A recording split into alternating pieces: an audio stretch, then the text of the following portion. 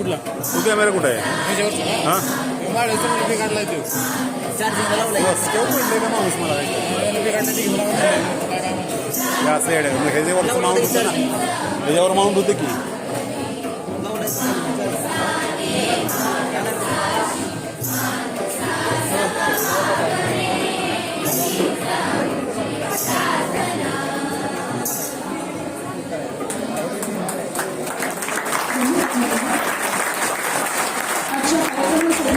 आपण आज प्रमुख अतिथी म्हणून माननीय श्री उमेश सूर्यवंशी साहेब विवेकवादी विचारवंत व लेखक कोल्हापूर यांचे इथे आगमन झालेले आहे।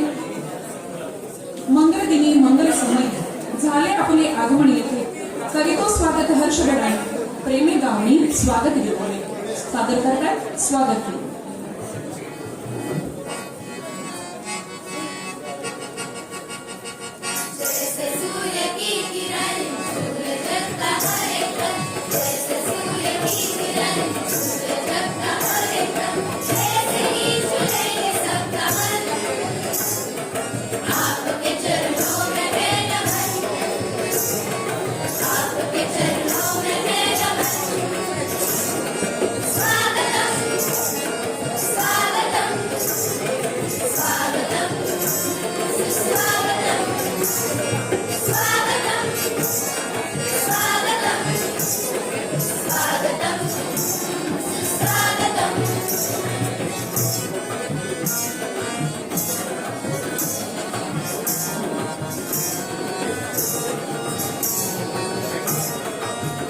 हाईट नाही रे याला हाईट नाही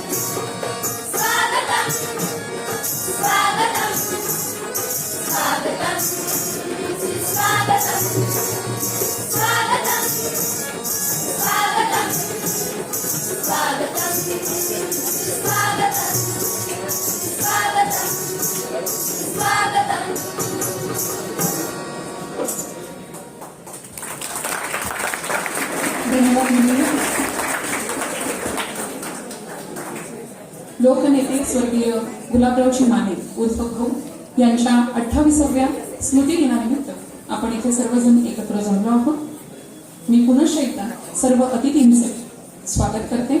माननीय श्री उमेश सूर्यवंशी साहेब, त्याचप्रमाणे त्यांच्या सुविध पत्नी सौ सुषमा उमेश सूर्यवंशी, त्याचप्रमाणे कार्यक्रमाचे अध्यक्ष माननीय श्री आनंदा कोरे साहेब, माजी लोकनियुक्त नगराध्यक्ष रेणूपूर नगर परिषद, माननीय श्री शहाजी क्षीरसागर साहेब, अध्यक्ष राज्यस्तरीय लेखा समिती पुणे, माननीय श्री मधुसूदन मोहिते पाटील, चेअरमन संत गाडगेबाबा मिशन मुंबई, माननीय श्री अविनाश माने साहेब, संचालक सह्याद्री सहकारी कारखाना श्री यशवंतनगर, माननीय श्री भानुदास भोसले साहेब, माननीय नगराध्यक्ष रहमतपूर परिषद, माननीय श्री नंदकुमार माने पाटील साहेब, चेअरमन आदर्श शिक्षण संस्था रहमतपूर, तसेच सर्व आजी माजी नगरसेवक, सर्व विविध संस्थांचे पदस्थ, विद्यालयातील तसेच संस्थेतील इतर शाखांचे आजी माजी मुख्याध्यापक, सर्व शिक्षक वृंद, पालक वर्ग, रहमतपूरचे नगरवासी व सर्व लाडक्या विद्यार्थी मित्रांनो, सर्वांचं पुनश्च एकदा या कार्यक्रमासाठी स्वागत करते. आपकी दुआओं और विश्वास का ये सिलसिला यूं ही चलता रहे, करती रहूं मैं इबादत और सजदा, कर्म की पृष्ठभूमि पर फल यूं ही फुलता रहे. लोकनेते स्वर्गीय भाऊंच्या संस्थापक अध्यक्ष यांच्या स्मृतींना उजाळा देण्यासाठी हा कार्यक्रम आयोजित केला गेलेला आहे. या कार्यक्रमाचे प्रास्ताविक करण्यासाठी मी संस्थेचे आधारवड सचिव माननीय श्री S.K. माने सर यांना विनंती करते की त्यांनी कार्यक्रमाचे प्रास्ताविक करावे.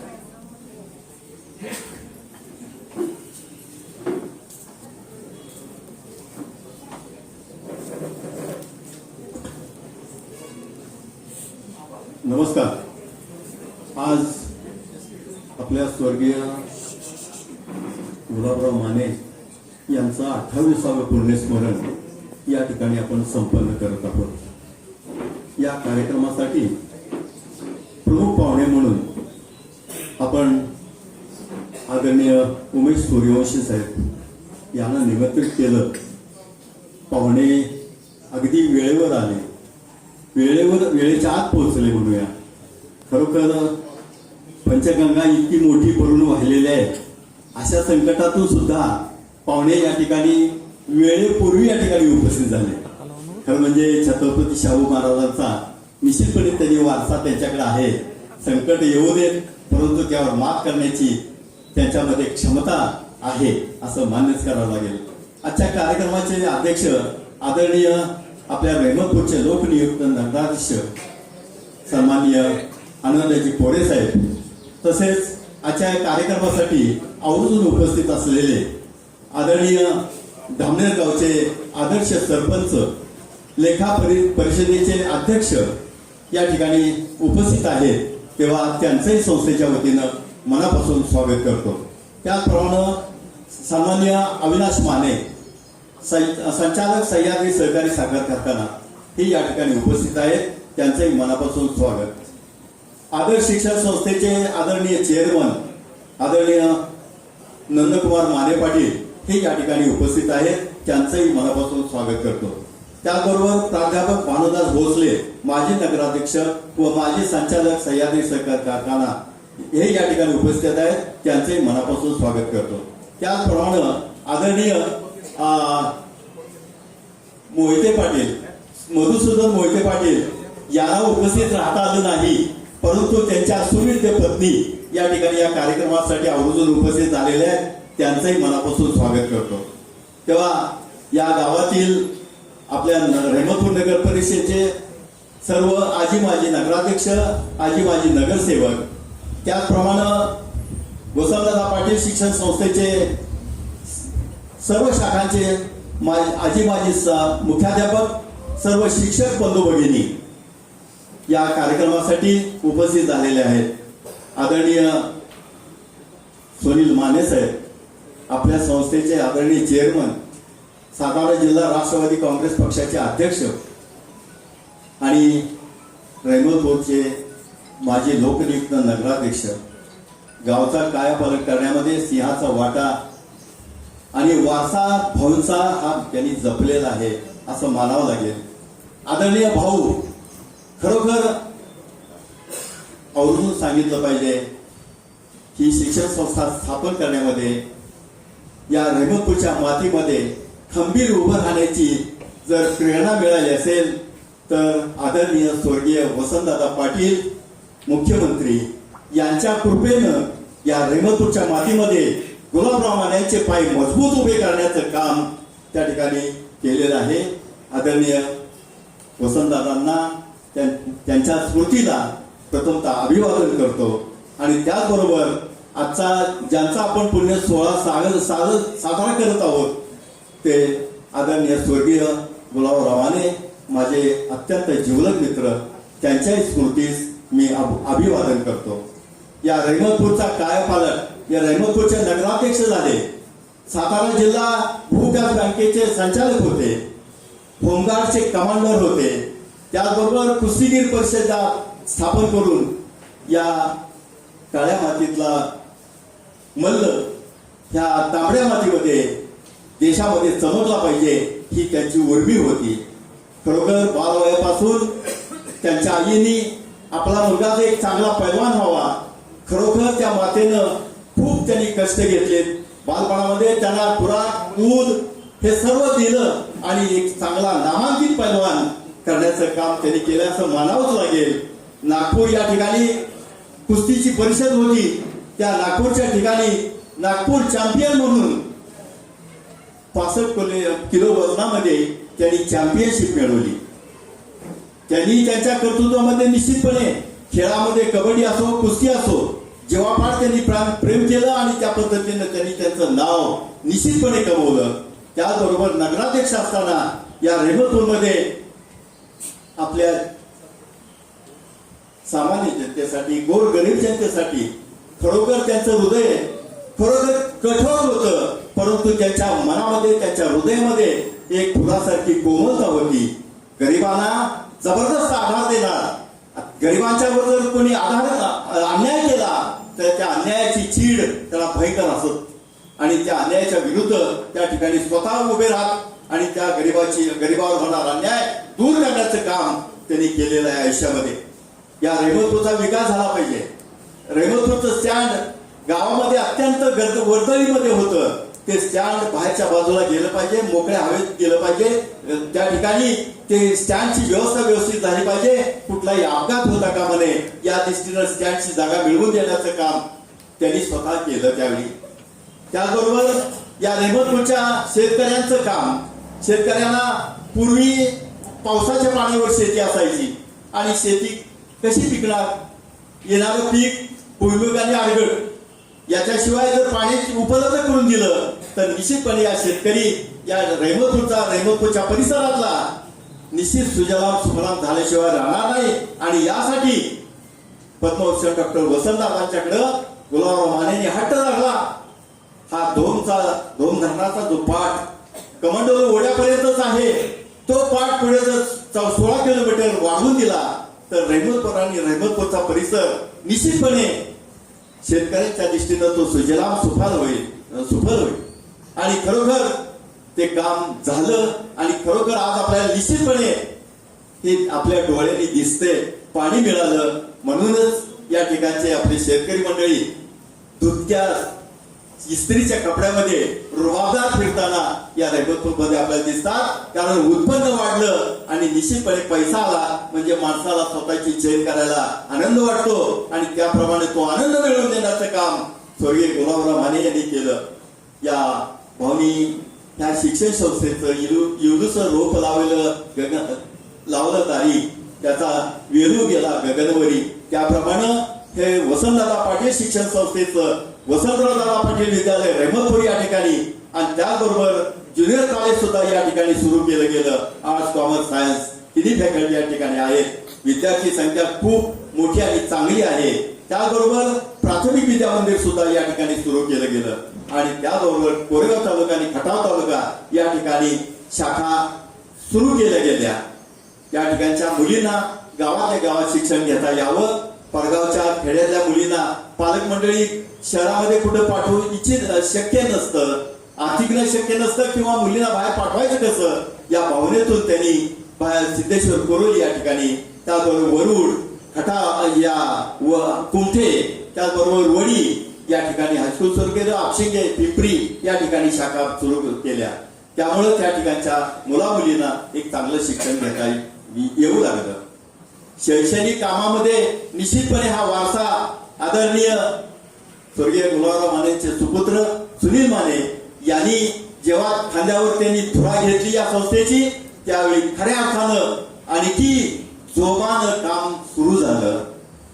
भाऊनी आरक्षित केलेल्या जागा त्या ठिकाणी चांगल्या अशा सुंदर अशी इमारत राज्यामध्ये 1 नंबरची इमारत नगरपालिकेची उभी केली. स्टँडचा परिसर भैयाच्या कर्तृत्वाची ही पूर्ती आहे.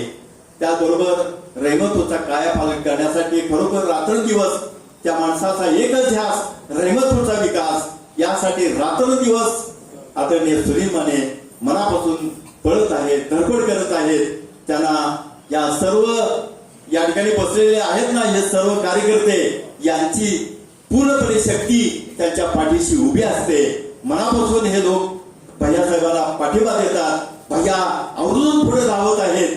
मागे शक्ती मोठी उभी केलेली आहे. नगरपालिकेचं काम निश्चितपणे गावातला विकास एक स्वच्छ सुंदर रहमतपूर दिल्ली तख्तावर या रहमतपूर नगरपालिकेचं नाव आदरणीय आनंदा कोरे आणि सुनील माने आणि त्यांची सर्व टीम शिवराज माने आहेत, शशीभाऊ भोसले आहेत. खरोखर या लोकांनी या गावामध्ये त्या पिरियड मध्ये स्वच्छ सुंदर शहर हे करण्यामध्ये त्यांनी अत्यंत मोलाचा वाटा उचलला आणि म्हणूनच एक क्रमांक चांगला मिळवून देण्याचं काम आणि दिल्लीमध्ये तो पुरस्कार प्राप्त करून घेण्याचं काम या लोकांच्या कर्तृत्वातून मिळालेलं आहे. निश्चितपणे अभिमानाची गोष्ट आहे. तेव्हा स्वर्गीय गुलाबराव मानेंनी जे त्यांच्या काळामध्ये त्यांच्या जीवनामध्ये जे काम या रहमतपूरसाठी आणि परिसरामध्ये केलं तोच वारसा या ठिकाणी आदरणीय सुनील माने भैया पुढे चालवत आहेत. अभिमान आहे. या विद्यालयामध्ये शाखांमध्ये शिष्यवृत्ती परीक्षा असो, 10वीची परीक्षा असो, 12वीची परीक्षा असो, परंतु या ठिकाणचा विद्यार्थी निश्चितपणे चांगल्या पद्धतीने चमकला पाहिजे आणि यासाठी स्वतः सुनील माने 8 दिवसातून 15 दिवसातून क्लासमध्ये येतात, भेट देतात, मुलांना प्रश्न करतात. शिक्षकांची मीटिंग होत असते, शिक्षकांना मार्गदर्शन होत असतं. खरोखर एक अत्यंत चांगल्या पद्धतीचं काम चालवण्याचं काम आदरणीय भैयासाहेब करत आहेत. या भैयान आदरणीय स्वर्गीय भाऊंच्या या प्रसंगी स्मृतीस त्यांना मनापासून एक मित्र, एक जिवलग मित्र त्यांच्या स्मृतीस अभिवादन करतो आणि थांबतो. जय हिंद, जय महाराष्ट्र.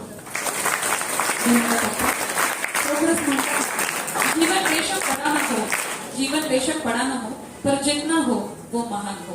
आणि हेच आपल्याला स्वर्गीय गुलाबरावजी माने. नमस्कार.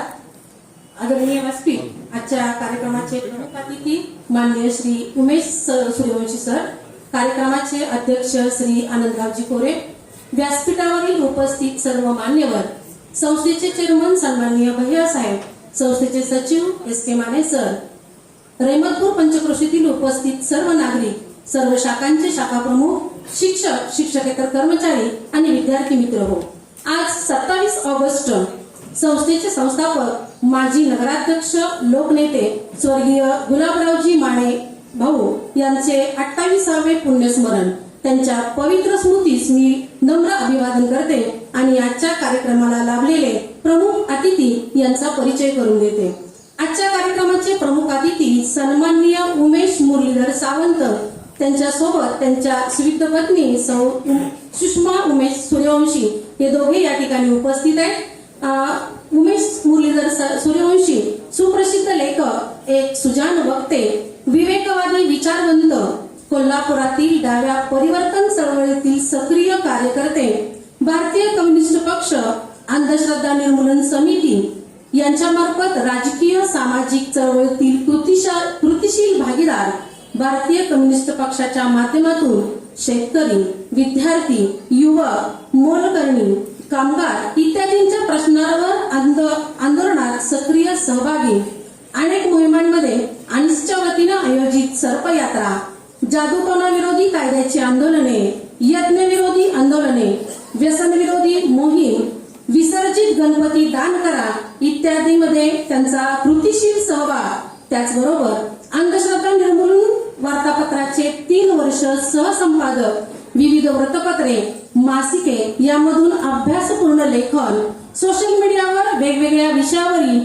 24 लेखमाला प्रसिद्ध, वेगवेगळ्या विषयावरील त्यांची सुप्रसिद्ध व्याख्याने, त्याचबरोबर एक विचारवंत, एक लेखक म्हणून त्यांनी प्रकाशित केलेली अनेक पुस्तके, त्यामध्ये राजश्री छत्रपती शाहू महाराजांचे चित्रमय दर्शन, त्याचबरोबर विचारशलाका सुविचारांचा संग्रह, निर्भय महात्मा गांधीचे जीवन कार्यदर्शन, स्त्री कर्तृत्वाचा आलेख मांडणारे बाईपण, स्त्री प्रश्न जाणीव आणि कर्तृत्व दर्शन, त्याचबरोबर एकता, बहुजन नायक राघव कर्वे विचारदर्शन, साऊ युगस्त्री सावित्रीबाई फुले नवदर्शन, कोदंड प्रबोधनकार ठाकरे विचारवेध इत्यादी त्यांची प्रकाशित झालेली पुस्तके आणि त्याचबरोबर त्यांना अनेक पुरस्कार प्राप्त झाले. साती KM आवळे विचार मंच कबनूर यांचा विवेक जागर पुरस्कार 2016, निर्भय पुस्तकाकरिता दक्षिण महाराष्ट्र साहित्य सभेचा विशेष पुरस्कार, साऊ या पुस्तकाकरिता करवी साहित्य परिषदेचा उत्कृष्ट ग्रंथ प्रथम पुरस्कार, त्याचबरोबर एकता या पुस्तकाकरिता राजश्री शाहू सार्वजनिक वाचनालय थेरगाव शाहूवाडी उत्कृष्ट ग्रंथ प्रथम पुरस्कार, अशा पुरस्कारांनी त्यांना विविध ठिकाणी सन्मानित करण्यात आलं. असं बहुआयामी व्यक्तिमत्व आजच्या कार्यक्रमाला आपल्याला लाभले, हे खरं तर आपले भाग्यच म्हणावे लागेल. आणि विद्यार्थी मित्र हो, आपले सन्माननीय चेअरमन भैयासाहेब आपल्या पुढे नेहमीच अशी उत्तुंग व्यक्तिमत्व ठेवण्याचा प्रयत्न करत असतात. त्याच्यातून आपण जो बोध घ्यायचा तो बोध या ठिकाणी तुम्ही घ्याल अशी मी आशा व्यक्त करते आणि थांबते. धन्यवाद. धन्यवाद मॅडम. बरोबर. सानंदम सदनम सुताश्च सुधीयः कांता प्रिय भाषिणी. सानंदम सदनम सुताश्च सुधीयः कांता प्रिय भाषिणी. सन्मित्रम सदनम स्वयोषिती रतिः चाज्ञापराः सेवका. आतिथ्यं शिवपूजनं प्रतिदिनं मिष्टान्नपानं गृहे साधोः संगमासते. सततं धन्यो गृहस्थाश्रमः.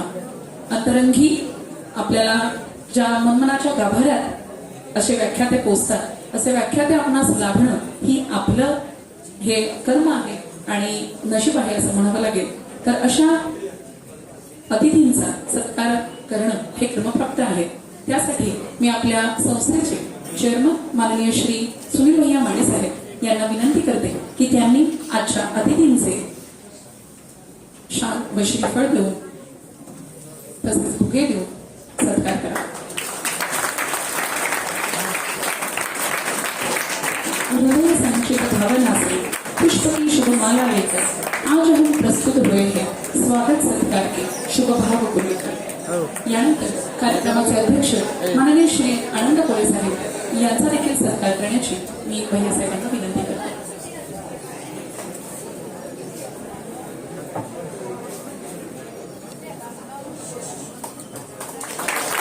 विद्यार्थ्यांनी जोरदार टाळ्या. यानंतर कार्यक्रमासाठी आवर्जून उपस्थित असलेले अध्यक्ष राज्यस्तरीय लेखा समिती पुणे माननीय श्री शहाजी क्षीरसागर साहेब यांचा देखील सत्कार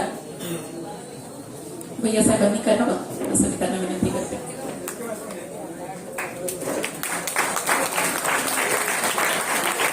माननीय श्री अविनाश माने साहेब संचालक सह्याद्री सहकारी साखर कारखाना यांचा सत्कार करण्याची विनंती मी संस्थेचे सचिव माननीय श्री SK माने सर यांना करते.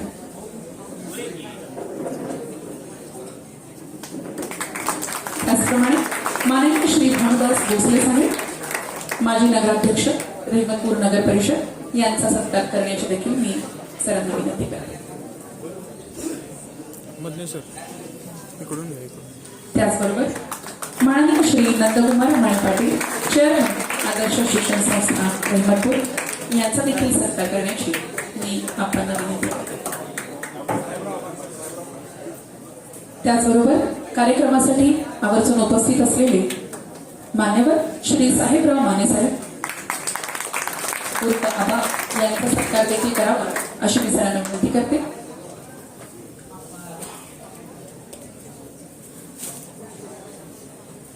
त्याचप्रमाणे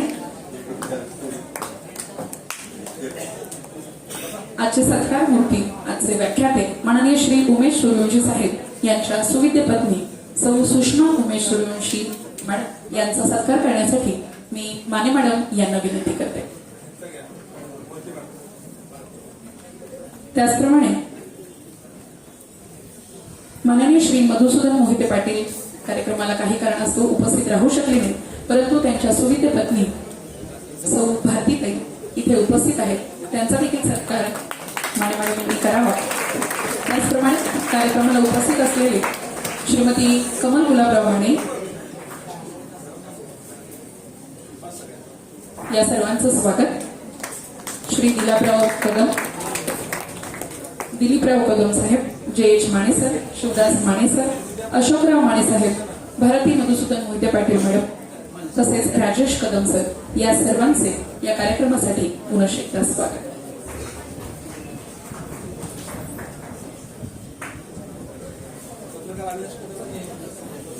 सर्व पत्रकार यांचे देखील या कार्यक्रमासाठी सहर्ष स्वागत.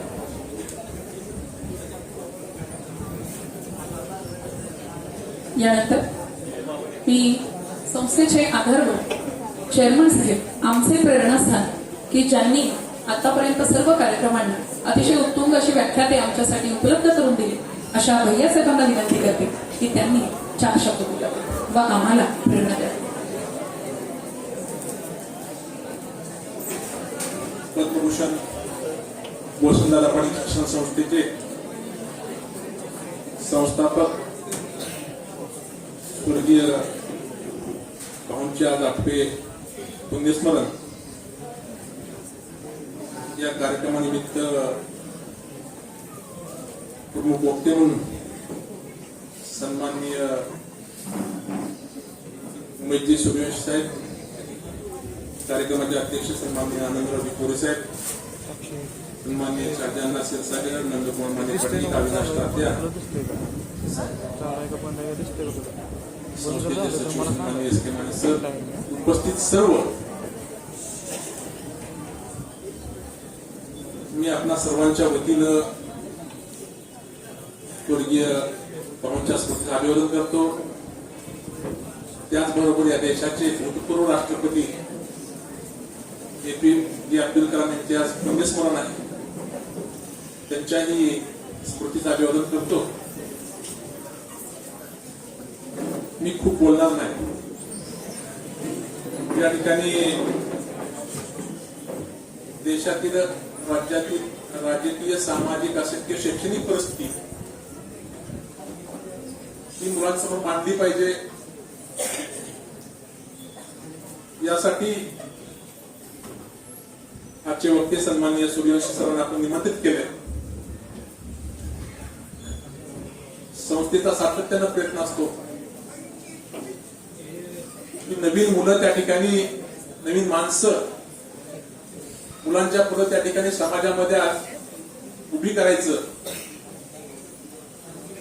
आणि त्यांच्या माध्यमातून समाजाचं सामाजिक असेल, वैचारिक असेल, भरण पोषण करण्याची जबाबदारी ही शिक्षण संस्थांची. आज या ठिकाणी मी काल निकम सरांना फोन केला की पावसाचं प्रचंड प्रमाण मोठ्या प्रमाणामध्ये आहे आणि सूर्यवंशी सरांना तुम्ही फोन करा, जर आपण वेळेत या ठिकाणी कार्यक्रमाला आलं पाहिजे. ते या ठिकाणी उपस्थित राहिले, त्याबद्दल त्यांचं संस्थेच्या वतीने स्वागत करतो. आणि सरांनी मगाशी एस के सरांनी सांगितलं की भाऊंचं राजकीय सामाजिक जीवन असेल, कुठली शैक्षणिक किंवा कुठली राजकीय परिस्थिती नसताना त्या काळामध्ये एका सामान्य शेतकऱ्याच्या मुलानं एखादी संस्था निर्माण करणं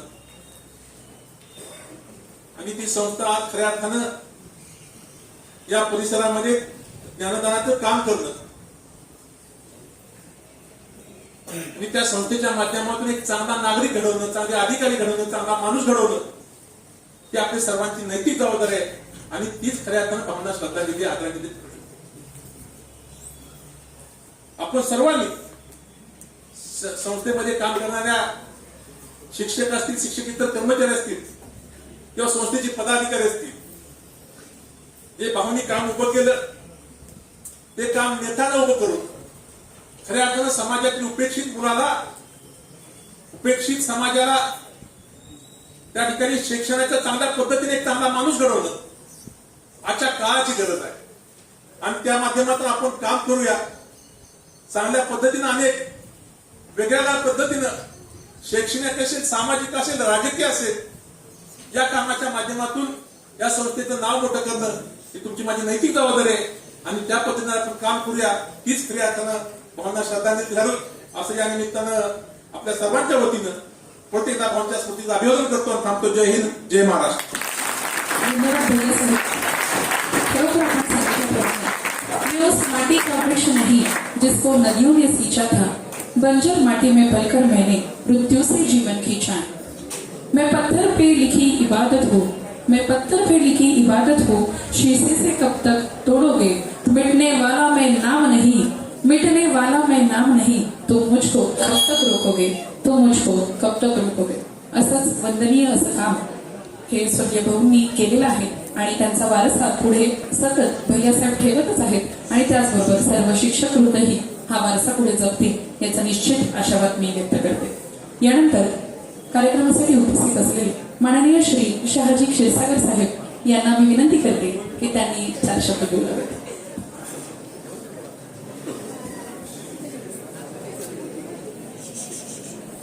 स्वर्गीय या महाराष्ट्राचे माजी मुख्यमंत्री कैलासवासी वसंतदादा पाटील यांच्या पवित्र स्मृतीस सुरुवातीला अभिवादन करतो. त्याचबरोबर ज्यांनी या शिक्षण संस्थेचं रोपडं लावलं ते स्वर्गीय गुलाबरावजी माने भाऊ यांच्या 28व्या पुण्यस्मरणानिमित्त त्यांच्याही स्मृतीला अभिवादन करतो. व्यासपीठावर उपस्थित असलेले आजचे प्रमुख अतिथी व्याख्याते उमेशजी सूर्यवंशी साहेब, या कार्यक्रमाचे अध्यक्ष आनंदजी कोरे, ज्यांच्या नेतृत्वाखाली या संस्थेचा ही जी दैदिप्यमान परंपरा त्या ठिकाणी उंचावत आहे, अनेक उंचावत आहे, ते राष्ट्रवादी काँग्रेस शरदचंद्र पवार पक्षाचे सातारा जिल्ह्याचे अध्यक्ष आणि या रहमतपूर नगरीचे सर्व आमचे सन्माननीय सहकारी सुनीलजी माने भैया, अविनाशजी माने, नंदकुमारजी माने, बांधाजी भोसले सर. मी कित्येक वर्ष पाहतोय एस के माने सरांना, जसे आहेत तसेच आहे. त्यामुळे वय मॅटर करत नाही, हा भाग नक्कीच खरा आहे. एस के माने सरांचा जोश आजही तोच आहे, त्यांचं प्रोनाउन्सिएशन आजही तेच आहे. म्हणजे वय वाढलं म्हणून त्या ठिकाणी बोलताना अडखळलं जाते असंही कुठं नाही.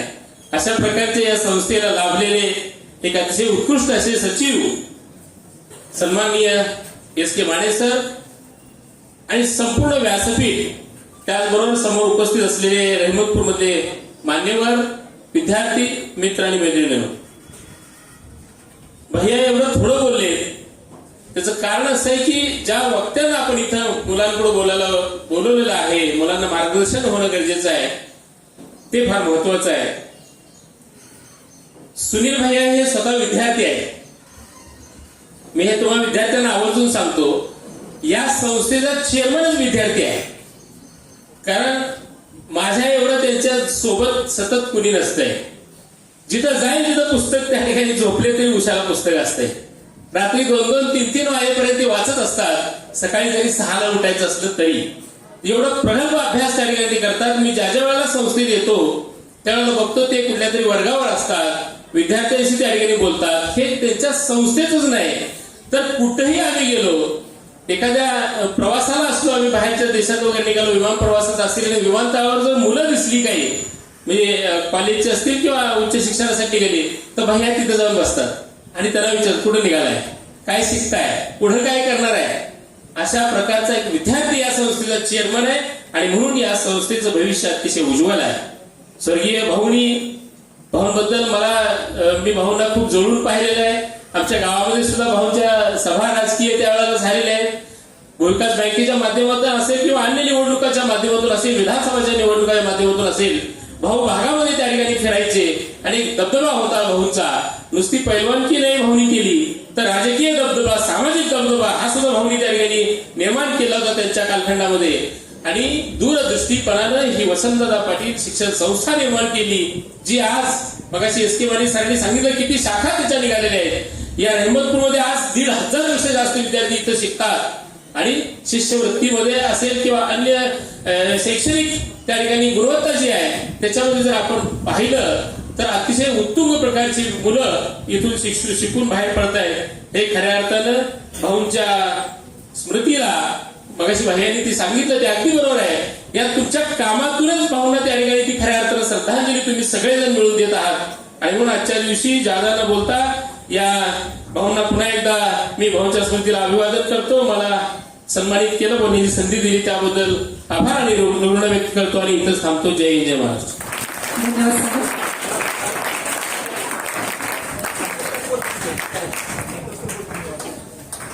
मी आजच्या कार्यक्रमाचे अध्यक्ष माननीय श्री आनंद कोरे साहेब, माजी लोकनियुक्त नगराध्यक्ष रहमतपूर नगर परिषद यांना विनंती करते की त्यांनी 4 शब्द बोलावेत.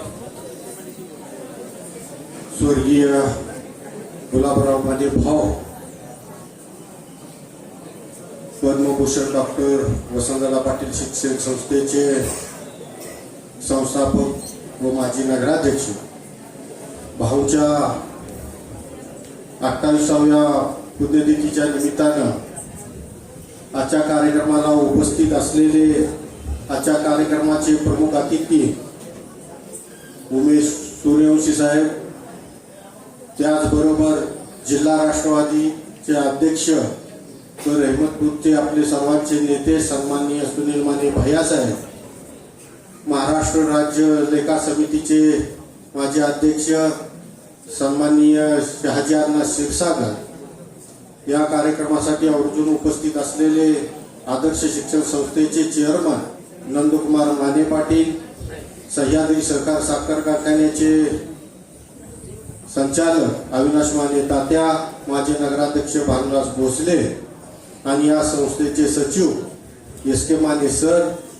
मोहिते मॅडम आणि व्यासपीठावर उपस्थित असलेले सर्व सन्माननीय, समोर उपस्थित असलेले रहमतपूरमधील सर्व संस्थांचे पदाधिकारी आणि या शिक्षण संस्थेमध्ये काम करणारे सर्व शिक्षक, शिक्षकेतर कर्मचारी आणि समोर उपस्थित असलेले सर्व विद्यार्थी. खरं तर एस के माने सरांनी सुरुवातीलाच आपल्याला सांगितलेलं आहे की भाऊनी रहमतपूर म्हटलं की गुलाबराव माने भाऊंचं गाव, ही त्यांची महाराष्ट्रभर ओळख भाऊच्या नावानं रहमतपूरची झालेली.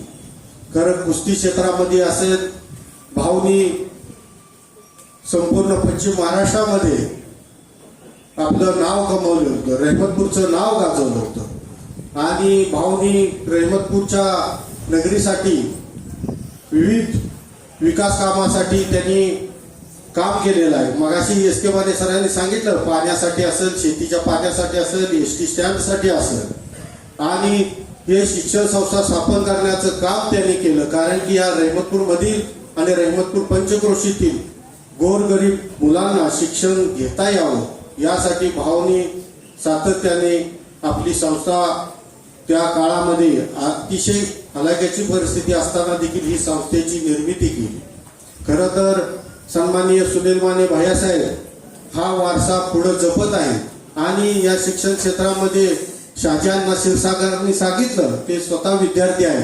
कारण खरोखर ते अतिशय तळमळीनं आणि लहान मुलांचे अतिशय काळजीपूर्वक संपूर्ण विद्यार्थ्यांची नावं, पालक, काय करतो मुलगा हे देखील संपूर्ण माहिती त्यांच्या जवळ असते आणि बारकाईने लक्ष त्यांचं असतं. आता आपण पाहतोय या स्कॉलरशिपमध्ये संपूर्ण महाराष्ट्रामध्ये या विद्यालयाची विद्यार्थी चांगल्या गुणक्रमांक मिळवून चांगलं यश संपादन करून मोठ्या संख्येनं या ठिकाणची मुलं स्कॉलरशिप मध्ये बसत असतात. खरं तर हा वारसा पुढं भैयासाहेबांनी खूप चांगल्या पद्धतीने जपलेला आहे. रहमतपूरची विकास कामाची घोडदौड सातत्यानं त्यांच्या प्रयत्नातून चालू असते आणि रहमतपूरमध्ये स्वच्छ भारत अभियान असेल, हिंदनगर वाचनालय असेल, रहमतपूर नगरपालिकेची इमारत असेल, क्रीडा संकुलन असेल आणि रस्त्याची कामं असतील किंवा भुयारी एबीसीबीची लाईन असेल, अशा सर्व विकास कामाची त्यांच्या माध्यमातून होत असतात आणि हीच खरी वाटचाल भाऊच्या पाठीमागे भैया राबवत असतात की महाराष्ट्रामध्ये अतिशय चांगल्या पद्धतीचं आपलं गाव असावं किंवा देशामध्ये स्वच्छ भारत अभियानमध्ये नंबर यायला पाहिजे, अशा दृष्टीने सुरुवातीला त्यांनी 2017 मध्ये आम्हाला सर्वांना मार्गदर्शन करून सांगितलं होतं. स्वतः देखील ते उपस्थित राहून स्वच्छ भारत अभियानमध्ये दिल्लीमध्ये 2 वेळा आपल्या नगरपालिकेचा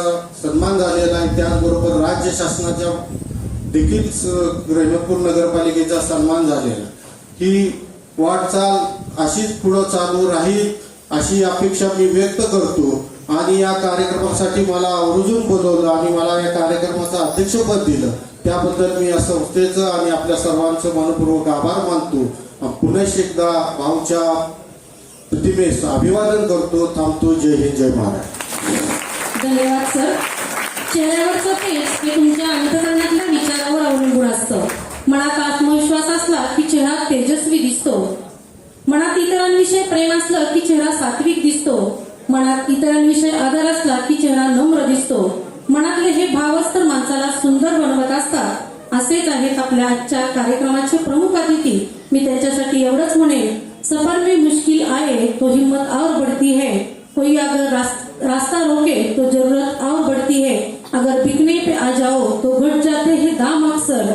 ना बिकने का इरादा हो तो कीमत और बढ़ती है. मी आजच्या प्रमुख अतिथींना विनंती करते की त्यांनी मार्गदर्शन करावं.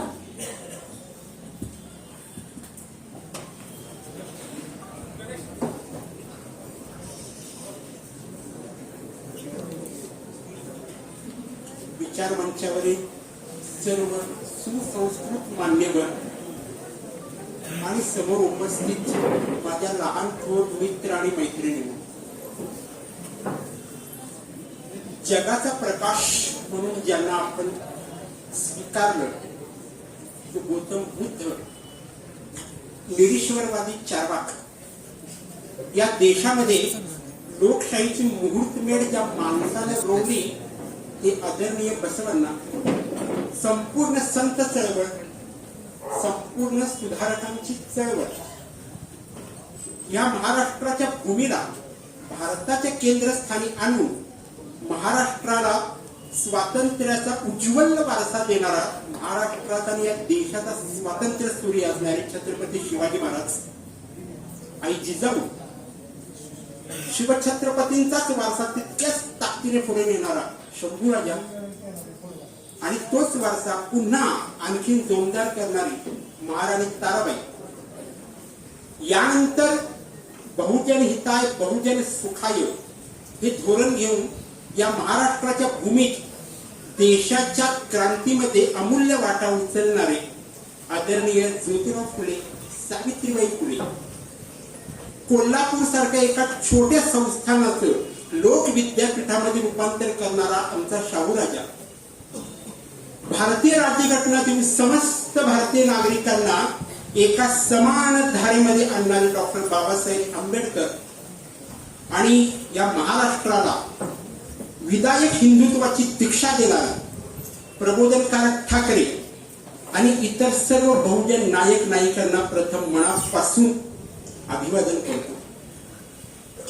एखाद्या व्यक्तीचा मृत्यू व्हावा आणि त्याच्या 28 वर्षानंतरही त्या मृत्यूसाठी, त्या दिनासाठी इतक्या मोठ्या संख्येने लोकांनी जमावं आणि त्या माणसाप्रती आपला आदर व्यक्त करावा, ही आजकालची दुर्मिळ बाब रहमतपूरमध्ये घडून आलेली आहे. त्या लोकनेते आदरणीय गुलाबराव माने यांना पहिल्यांदा मनापासून अभिवादन करतो. आमच्या कोल्हापूरमध्ये असं म्हटलं जातं की असं एखादं चांगलं काम केलं की आज शाहू महाराज असते तर त्यांनी त्या माणसाची हत्तीच्या अंबारीमध्ये बसवून त्याची मोठी मिरवणूक काढली असते. शाहू महाराज हे मुळातच पैलवान, म्हणजे कोल्हापूरची जी ओळख आहे महाराष्ट्र आणि या देशाला, की कोल्हापुरी प्रबोधनाची नगरी आहे, कोल्हापुरी शिक्षणाची काशी आहे, कोल्हापूर ही कला नगरी आहे. तशीच कोल्हापूरची आमची एक महत्वाची ओळख आहे की कोल्हापुरी ही मल्ल नगरी आहे. आणि अशा कोल्हापूरच्या मल्ल नगरीमध्ये जो वारसा पेरला जायला पाहिजे होता त्याच्याऐवजी साताऱ्यामधील रहिमतपूर सारख्या एका छोट्याशा पण महत्वाच्या शहरामध्ये एक पैलवान आदरणीय गुलाबराव माने यांच्यासारखा पैलवान शिक्षण संस्थेची निर्मिती करतो, हेच मुळात आजकालचं सगळ्यात मोठं आश्चर्य आहे.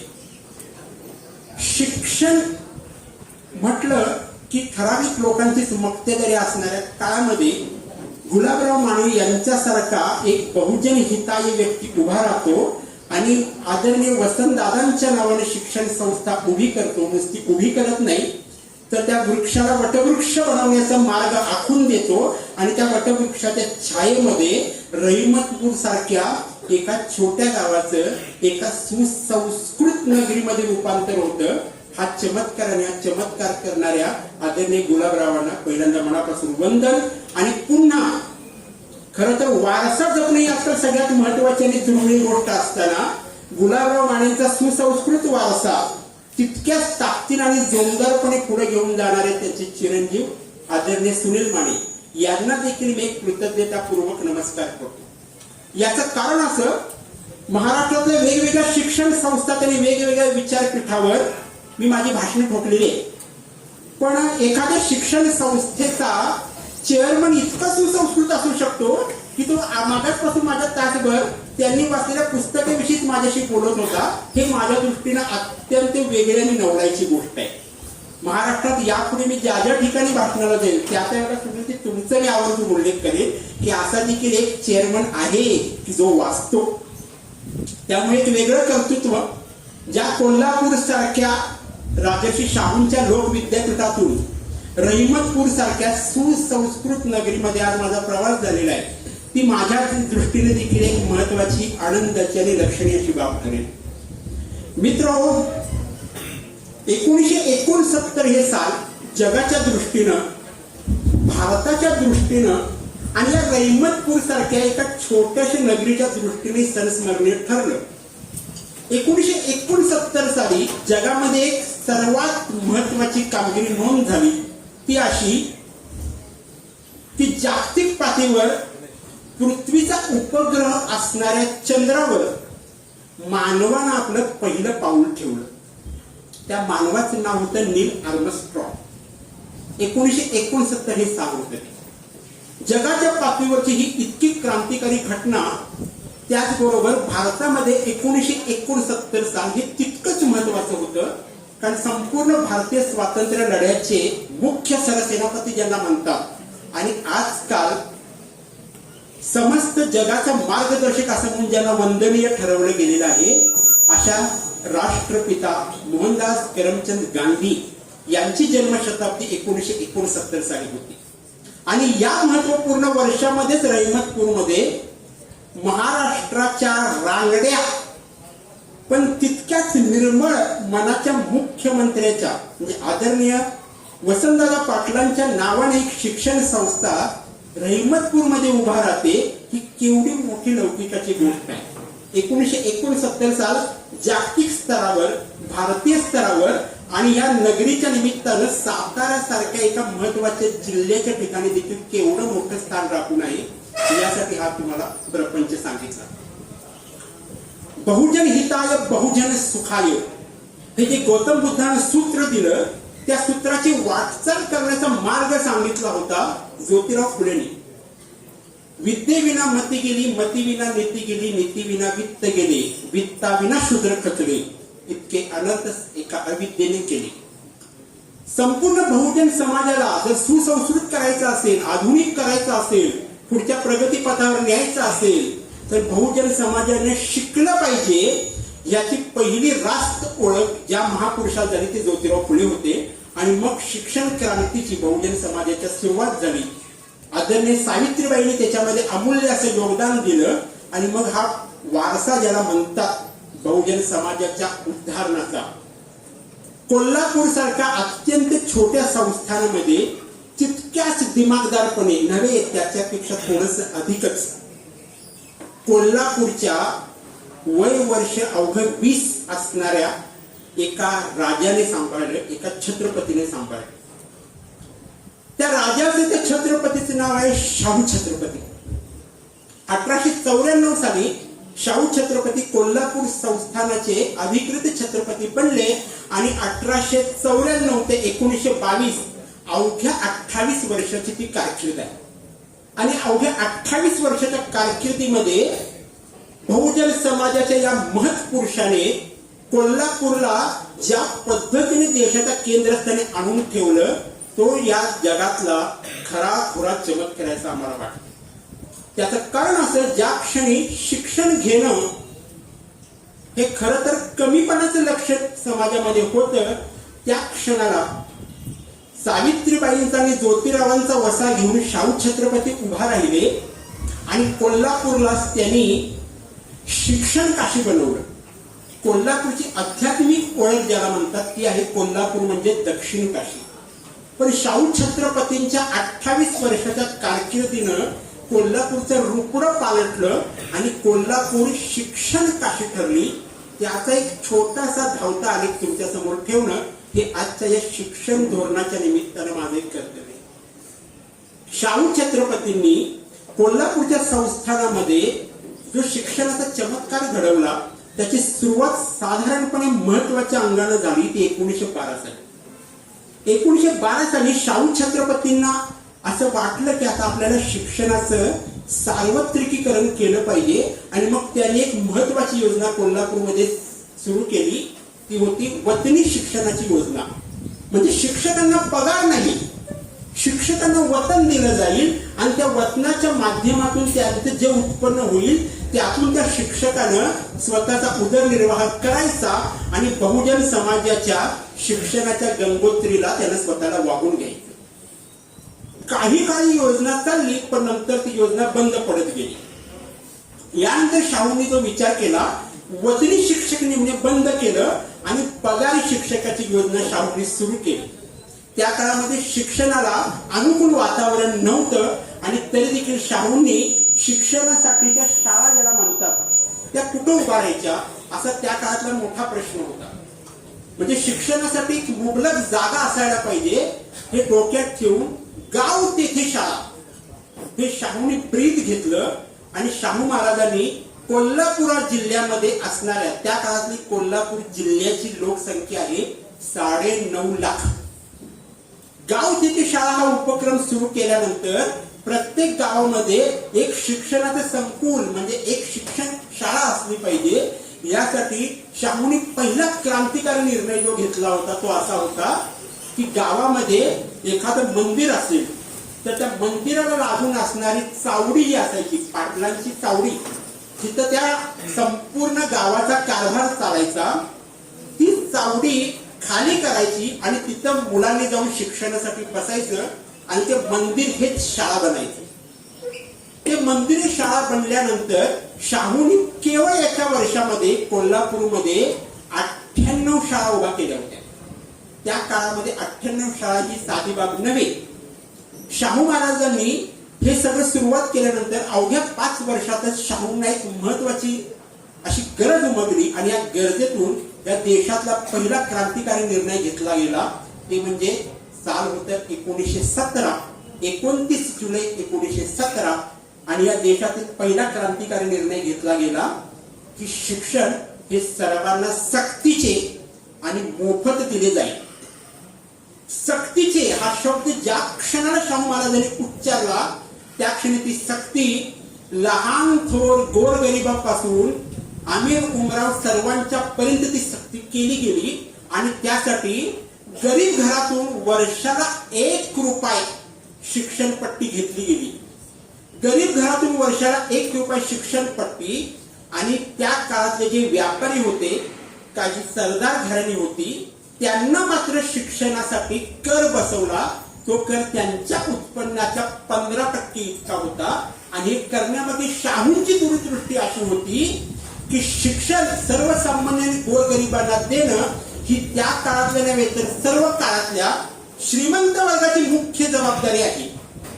आणि म्हणून शाहूंनी संस्थानिकांवर त्या काळातल्या आणि सरदारांच्यावर 15% कर बसवला आणि त्यातून त्यांनी ती गोष्ट सुरू केली. परवाचा जर तुम्ही एक अर्थसंकल्प देशाचा पाहिला असेल तर त्या अर्थसंकल्पामध्ये शिक्षण क्षेत्राकरता 48 लाख कोटींपैकी केवळ 1,25,000 कोटी एवढीच तरतूद केली गेलेली आहे. म्हणजे अर्थसंकल्पाच्या साधारणपणे 2 ते 2.25% एवढंच.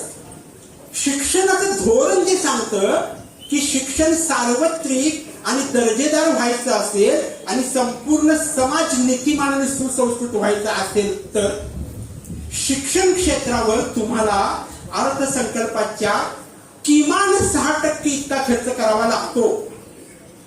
जे कोल्हापुरी परिक्षेत्र जे संस्थान तुम्हाला मी आता सांगितलं, या संस्थानाची लोकसंख्या आहे 9.5 लाख. त्या काळामध्ये ज्या ब्रिटिश सरकार आपल्यावर होतं आणि त्या अंतर्गत असणारा मुंबई प्रांत जो होता, हा मुंबई प्रांत महाराष्ट्र, गुजरात, सिंध आणि मध्य प्रदेश असा कर्नाटक असा एकत्रितपणे असणारा मुंबई इलाका असं त्याला म्हटलं जायचं. आणि या मुंबई इलाक्यातील संपूर्ण शिक्षण व्यवस्थेवर ब्रिटिश सरकार, ज्याला आपण उदारमतवादी ब्रिटिश सरकार म्हणतो, ते खर्च करायचं. ते खर्च होता केवळ 80,000 रुपये.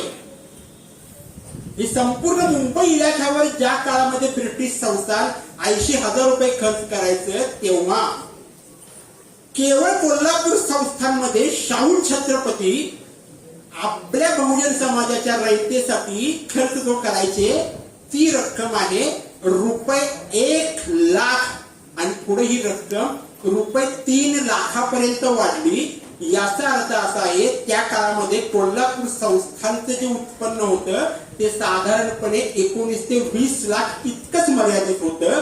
त्यापैकी 1 लाख याचा अर्थ 6% इतका होतो आणि पुढे तीच संख्या 3 लाखापर्यंत वाढल्यानंतर अर्थसंकल्पाच्या 15% इतकी रक्कम शाहू छत्रपती बहुजन समाजाच्या शिक्षणावर खर्च करत होते. तेव्हा कोल्हापूर या देशाच्या मध्यभागी येऊन उभा राहिलेला आहे. तेव्हा कोल्हापूर पुरोगामीचं विचार विद्यापीठ ओळखलं जायचं आहे. आज कोल्हापूरमध्ये एक आवाज उमटला तर त्याने मुंबई हलते, मुंबई, आणि मुंबई हल्ली की तिकडे दिल्ली हलते. याचं कारणच मुळी शाहू छत्रपतींनी शिक्षणाचा जो पाया कोल्हापूरच्या नगरीमध्ये घालून दिला त्याच्यामध्ये आहे. अवघ्या 5 वर्षामधला तो चमत्कार बघा. ज्या काळामध्ये अवघ्या 27 शाळा होत्या, 1917 साली कोल्हापूरमध्ये शाळा आहेत अवघ्या 27 आणि 1922 साली ज्यावेळी शाहू छत्रपतींचं निधन झालं त्यावेळी कोल्हापूरमधल्या शाळांची संख्या आहे 27 वरून 421 एवढी. म्हणजे जवळजवळ 400 शाळा नवीन अवघ्या 5 वर्षात शाहू छत्रपतींनी सुरू केल्या होत्या. 1917 साली त्या सर्व 27 शाळांच्या मध्ये शिक्षण घेणाऱ्या विद्यार्थ्यांची संख्या आहे केवळ 1256. आणि ज्या क्षणी 5 वर्षानंतर शाहूंच्या शिक्षण क्रांतीनंतर 1922 साली ज्यावेळेला विद्यार्थ्यांची संख्या मोजली गेली तेव्हा ती निघाली 22,028 विद्यार्थी. कुठून कुठे हा चमत्कार झालेला आहे पहा. अवघ्या 5 वर्षात या माणसाने जी शिक्षणाच्या क्षेत्रामध्ये जी गोष्ट केली त्याची ही नोंद आहे. आणि यासाठी त्याने जे वेगवेगळे पायंडे पाडलेले आहेत शिक्षणाच्या क्षेत्रात ते खूप महत्वाचे आहे. शिक्षण हे अग्रभागी असलं पाहिजे. ते केवळ पडीक विद्यार्थी तयार करणार नसावं तर सुसंस्कृत नागरिक करणारे ते असावं. याचा जोर त्या काळात शाहू छत्रपतींनी दिला आणि मग त्यामार्फत त्यांनी दलित, त्या काळातला दलित समाज, त्या काळातले इतर मागास समाज आणि त्या काळामधले इतर मागास समाजांच्यासाठी शाहू छत्रपतींनी शिक्षणामध्ये भरपूर सवलती दिल्या. आज ह्या विद्यार्थिनी इथे ज्या बसलेल्या आहेत त्या विद्यार्थिनीने एक गोष्ट समजली पाहिजे की या देशातील बहुजनांच्या स्त्रियांच्या शिक्षणाची रुजवात ज्योतिराव फुल्यांनी, सावित्रीबाईंनी सुरुवात केली आणि त्याचा सगळ्यात मोठा आयाम जो दिला तो शाहू छत्रपतींनी कोल्हापूरमध्ये दिला. आणि त्या काळामध्ये मुलींचं संपूर्ण मोफत शिक्षणाचा पहिला अलिखित कायदा शाहू छत्रपतींनी कोल्हापुरात राबवला. कोल्हापूर हे केवळ तारा राणीचं क्षेत्र नाहीये. तारा राणीनं तिच्या सांस्कृतिक जीवनामध्ये जी तलवार फिरवली तीच पुढच्या काळामध्ये 300 वर्षानंतर कलम बनून कोल्हापूरच्या स्त्रियांच्या हाती आली, म्हणून कोल्हापूर पुरोगामी आहे आणि ते देशाच्या केंद्रस्थानी आहे. आणि त्याचबरोबर या देशातील दलित समाजाला सर्वाधिक मोठा आधार शिक्षणाच्या माध्यमातून शाहू छत्रपतींनी दिलेला आहे. आणि हे करताना शाहू छत्रपतींनी काही अनोख्या बाबी केलेल्या आहेत. त्या काळामध्ये शाहू छत्रपतींनी वेगवेगळ्या पद्धतीची शाळा काढलेली आहे. म्हणजे लष्करी शिक्षण बहुजन समाजाला मिळावं मग इन्फंट्री स्कूल त्या काळात काढलं गेलेलं आहे. औद्योगिक शिक्षण मुलांना मिळावं मग त्या काळामध्ये टेक्निकल इन्स्टिट्यूट काढलेले आहे. आपल्या धर्माचं आपलं मुख्य जो धर्म आहे बहुजन समाजाचा मानवता धर्म, त्याचं योग्य शिक्षण मिळावं म्हणून सत्यशोधकी शाळा काढलेल्या आहे. आणि गावचा कारभार जी व्यक्ती हाकते ती पाटील नावाची व्यक्ती ती सुसंस्कृत आणि राज्य कारभार हाकण्यासाठी योग्य असावी म्हणून पाटील शाळा देखील काढलेल्या आहेत. किती विविध स्तरण हा मनुष्य त्या शिक्षणाकडे पाहतो याचे हे उदाहरण आहे. त्या काळामध्ये शिक्षकांना पगार होता केवळ ₹12 पगारापासून सुरुवात झालेली आहे शिक्षकांची. ती आज या लक्षावधी रुपयापर्यंतची वाटचाल झालेली आहे. त्याच्यामध्ये तो कोल्हापूरच्या शाहू छत्रपतींनी आपला जो खजिना रिता केला ते त्याचं सार आहे सगळं. म्हणजे केवळ विद्यार्थ्यांना शाळेमध्ये बोलवायचं ही त्या काळातली रीत नव्हती, तर विद्यार्थ्यांना शाळेत यायचं. आजकाल सरकारनं म्हणजे गेल्या 10-15 वर्षांमध्ये माध्यान्ह भोजनाची सुरुवात झाली. दुपारच्या वेळेस तुम्हाला खाऊ दिला जातो. शाहू छत्रपतींनी त्या काळामध्ये कोल्हापूरमध्ये माध्यान्ह भोजन सुरू केलं होतं. आणि या देशातील पहिली गोष्ट आहे ती की कोल्हापूरच्या विद्यार्थ्यांना नुसतं शिकायचंच नव्हतं, शिकण्यासाठी आपलं घर सोडून त्यांनी कोल्हापूरमध्ये यायचं होतं. तिथल्या वसतिगृहात राहायचं होतं. सकाळी 2 भाकरी संध्याकाळी 2 भाकरी असा आहार त्या काळात विद्यार्थ्यांना दिला जायचा. आणखीन एक गमतीची पण महत्वाची गोष्ट आहे की आरोग्यासाठी लागणारं अन्नाचा साठा देखील म्हणजे जिरगा भात त्या काळातला अत्यंत महत्वाचं ज्याला म्हटलं जायचं जिरगा भात विद्यार्थ्यांना पुरवला जायचा. तूप पुरवलं जायचं आणि मांस देखील पुरवलं जायचं. इतक्या पातळीवर विद्यार्थ्यांची काळजी घेणारा जगातला एकमेव शिक्षण महर्षी तर शाहू छत्रपती होता. आणि म्हणून त्याच्या शिक्षण महर्षीच्या अंतर्गत कोल्हापूरची आमच्या वाटचाल झाली. सांगण्याचा हेतू असा आहे की विद्यार्थ्यांच्या माध्यान्ह भोजनाची त्या माणसाने तयारी केली. त्याबरोबर आपले विद्यार्थी केवळ कोल्हापूरात शिकता कामा नये, त्यांनी परदेशात जाऊन शिक्षण घेतलं पाहिजे. म्हणून त्या काळामध्ये शाहू छत्रपतींनी 3 विद्यार्थ्यांना परदेशात पाठवलेलं आहे. त्यापैकी एक आहे डॉक्टर बाबासाहेब आंबेडकर. आणि मग त्या परदेशात गेलेल्या त्या डॉक्टर बाबासाहेब आंबेडकरांनी समृद्धतेचा वारसा पुढे घेतला आणि या देशाची राज्यघटना ज्या क्षणी लिहिली त्या क्षणी शाहू छत्रपतींच्या डोळ्यातलं बहुजन उद्धाराचं पहिलं मोठं स्वप्न पूर्ण झालं. त्याची रीत आपल्याला इथं लावावी लागते.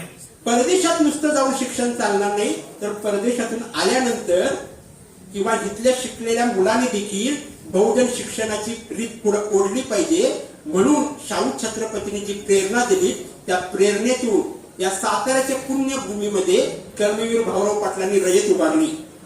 कर्मवीर भाऊराव पाटलांनी रयतच्या उभारणीचं सर्व श्रेय शाहू छत्रपतींच्या लोकनीतीला दिलेलं आहे. त्याचबरोबर डॉक्टर बापूजी साळुंखेंनी विवेकानंद शिक्षण संस्था उभारली. त्याचं श्रेय पुन्हा त्यांनी शाहू छत्रपती दिलेलं आहे. तिकडे अमरावती डॉक्टर पंजाबराव देशमुखांनी शिवाजी शिक्षण संस्था उभारली. त्याचं श्रेय देखील शाहू छत्रपतींना दिलेलं आहे. पुन्हा त्या बाजूला कर्मवीर हिरे विद्यापीठ जे उत्पन्न झालं खानदेशामध्ये त्याचं देखील श्रेय शाहू छत्रपतींना दिले गेलेलं आहे. म्हणजे याचा अर्थ असा आहे केवळ कोल्हापूरच नव्हे तर महाराष्ट्र आणि देश पातळीवरच्या कित्येक महत्वाच्या शिक्षण संस्थांना शाहू छत्रपती प्रेरणा ठरले. याचं कारणच असं आहे शाहू छत्रपतींनी आपल्या हयातीत सर्व जाती धर्मांसाठी म्हणजे जवळजवळ 22 जाती धर्मांसाठी कोल्हापूरमध्ये वसतिगृह उभारलेले. ही वसतिगृह म्हणजे भारतीय राज्यघटनेला अभिप्रेत असणारा सुसंस्कृत नागरिक घडवण्याचं सगळ्यात मोठं लोकविद्यापीठ होतं असं आम्ही मानतो. या वसतिगृहामध्येच यशवंतराव चव्हाण होते.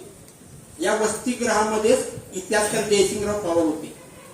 या वसतिगृहामध्येच ज्यांना मी माझा वैचारिक पाप म्हणतो ते कॉम्रेड गोविंद पानसरे सारखी माणसं शिकली.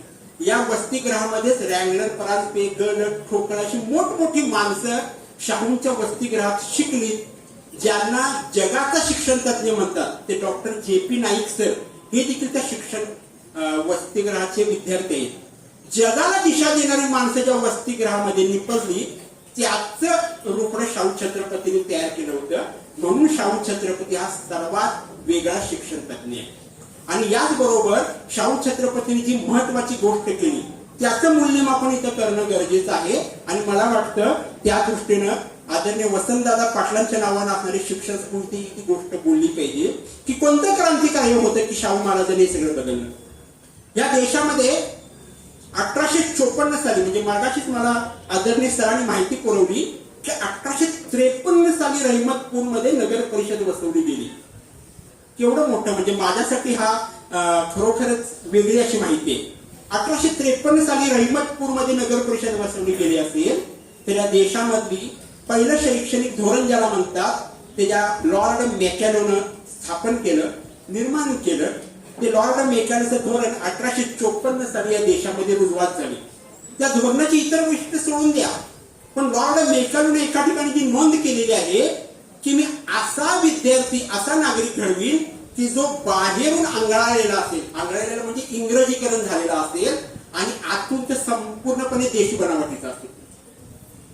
दुर्दैवानं आजच्या शिक्षण संस्थेनं म्हणजे शिक्षण क्षेत्रानं जी रीत पकडली ती लॉर्ड मेकॅलेचीच रीत पकडली आणि मग फक्त जीन पॅन्ट घातलेला माणूस तुम्हाला समोर विद्यार्थी म्हणून दिसला पण आतून ज्याचं मन मेंदू आणि मनगट कुजलेला आहे असा एक नागरिक इथं तयार झाला. म्हणून संविधान बचावाची हात या देशाला 75 वर्षानंतर द्यावी लागतील. हे जे लॉर्ड मेकॅलोचं धोरण आहे त्या मेकॅलोचा महत्वाचा सिद्धांत होता शिक्षण हे झिरपणीसारखे असते. वरच्या मडक्यामध्ये जर भरलं पाणी म्हणजे शिक्षणाचं तीर्थ भरलं तर ते गळत गळत गळत खालच्या मडक्यापर्यंत येतं. हा लॉर्ड मेकॅलोचा सिद्धांत होता. आणि ह्या सिद्धांताला पहिला कसून विरोध झाला होता तो ज्योतिराव फुले यांच्याकडून झाला होता. कारण त्याला माहिती होतं हे वरचं जे मडकं आहे ते स्वतःला कधी होल पाडू देत नाही. त्या मडक्याला वरच्या होलच नसतं तर ते खालच्या मडक्यामध्ये उतरेल कसं. आणि मग असंख्य वर्ष या देशातील फक्त एका जातीपुरतं असणारं शिक्षण त्या जातीला संपन्न ज्ञान संपन्न करत गेलं. ती जात या देशामध्ये वरिष्ठ राहिली सर्व क्षेत्रामध्ये बलिष्ठ झाली आणि बहुजन समाजाच्या शिक्षणाचा रथ अडवला गेला.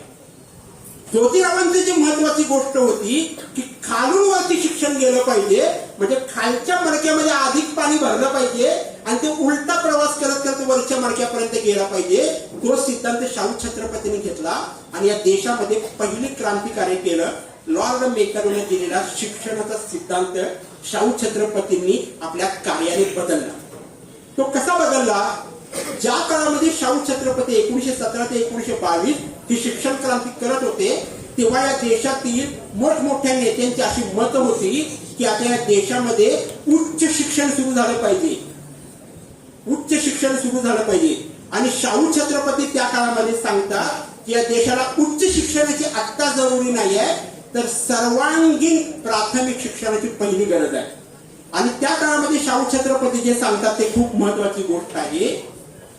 शाहू छत्री म्हणतात सर्वांना पुरेशी भाकर मिळल्याशिवाय एकट्या कुणालाही केक मिळणार नाही. सर्वांना याचा अर्थ बहुजन समाजाला प्राथमिक शिक्षणाची सोय झाल्याशिवाय उच्च वर्गीयांना उच्च शिक्षण देण्याची अजिबात जरुरी नाही. आणि या एका क्रांती वाक्याने शाहू छत्रपतींनी लॉर्ड मेकॅलोचा सिद्धांत उफराड करून टाकला. हे अत्यंत मौलिक कार्य. दुसरी एक महत्वाची गोष्ट त्यांनी केली होती शाहू छत्रपतींनी. या देशामध्ये देवस्थानांना खूप महत्व आहे. खूप महत्व आहे देवस्थानांना.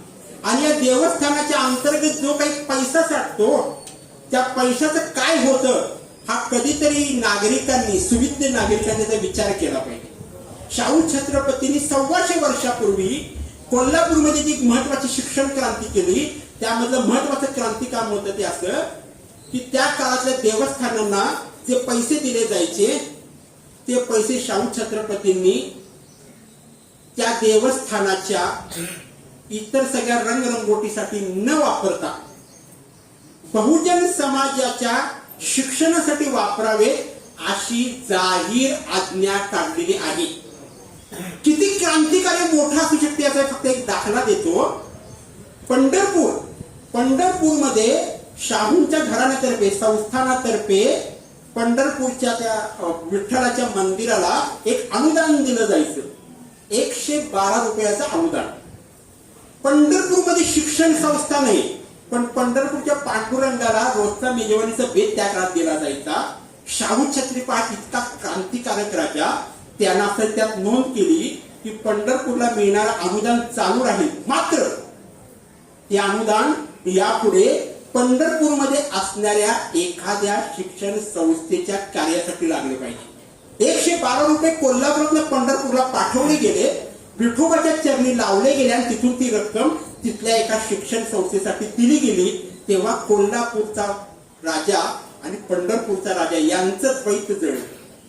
ते द्वैत ज्याला कळलं त्यालाच ज्ञान यज्ञ कळतो. एवढंच नव्हे तर कोल्हापूरमध्ये रुखडीचा एक पीर, रुखडी नावाचं आमच्या इथे गाव आहे, तिथं पिराचं देवस्थान होतं मुस्लिम समाजाचं.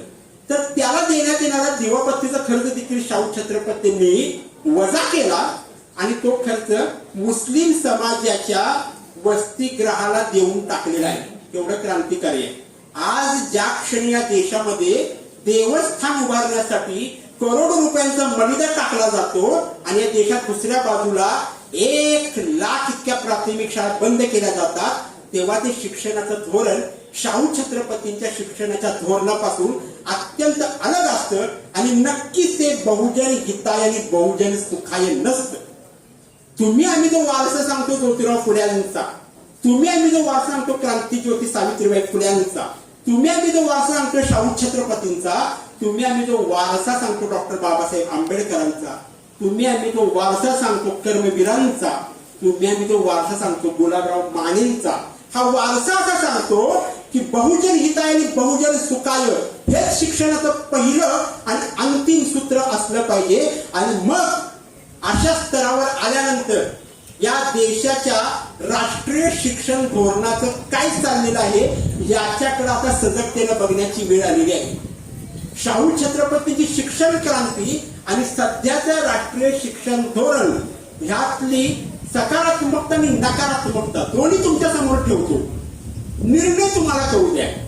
कारण मला एवढं ठाऊक आहे की ज्या विचारपीठावर मी आज उभारला आहे त्या विचारपीठावर तुम्ही बीजी कोळसे पाटील ऐकलेले आहेत, हरी नरके ऐकलेले आहेत, संजय आवटे ऐकलेले आहेत, अभय बंग ऐकलेले आहेत. इतकी चांगली चांगली माणसं जी बहुजन हिताचा विचार करतात ती जर तुम्ही ऐकली असतील तर समोर माझा जो बसलेला श्रोती वर्ग आहे तो वैचारिक दृष्ट्या संपन्न आणि परिपक्व नक्कीच आहे. त्यामुळे माझा निष्कर्ष मांडत नाही, तुमच्यासमोर फक्त वस्तुस्थिती ठेवतो.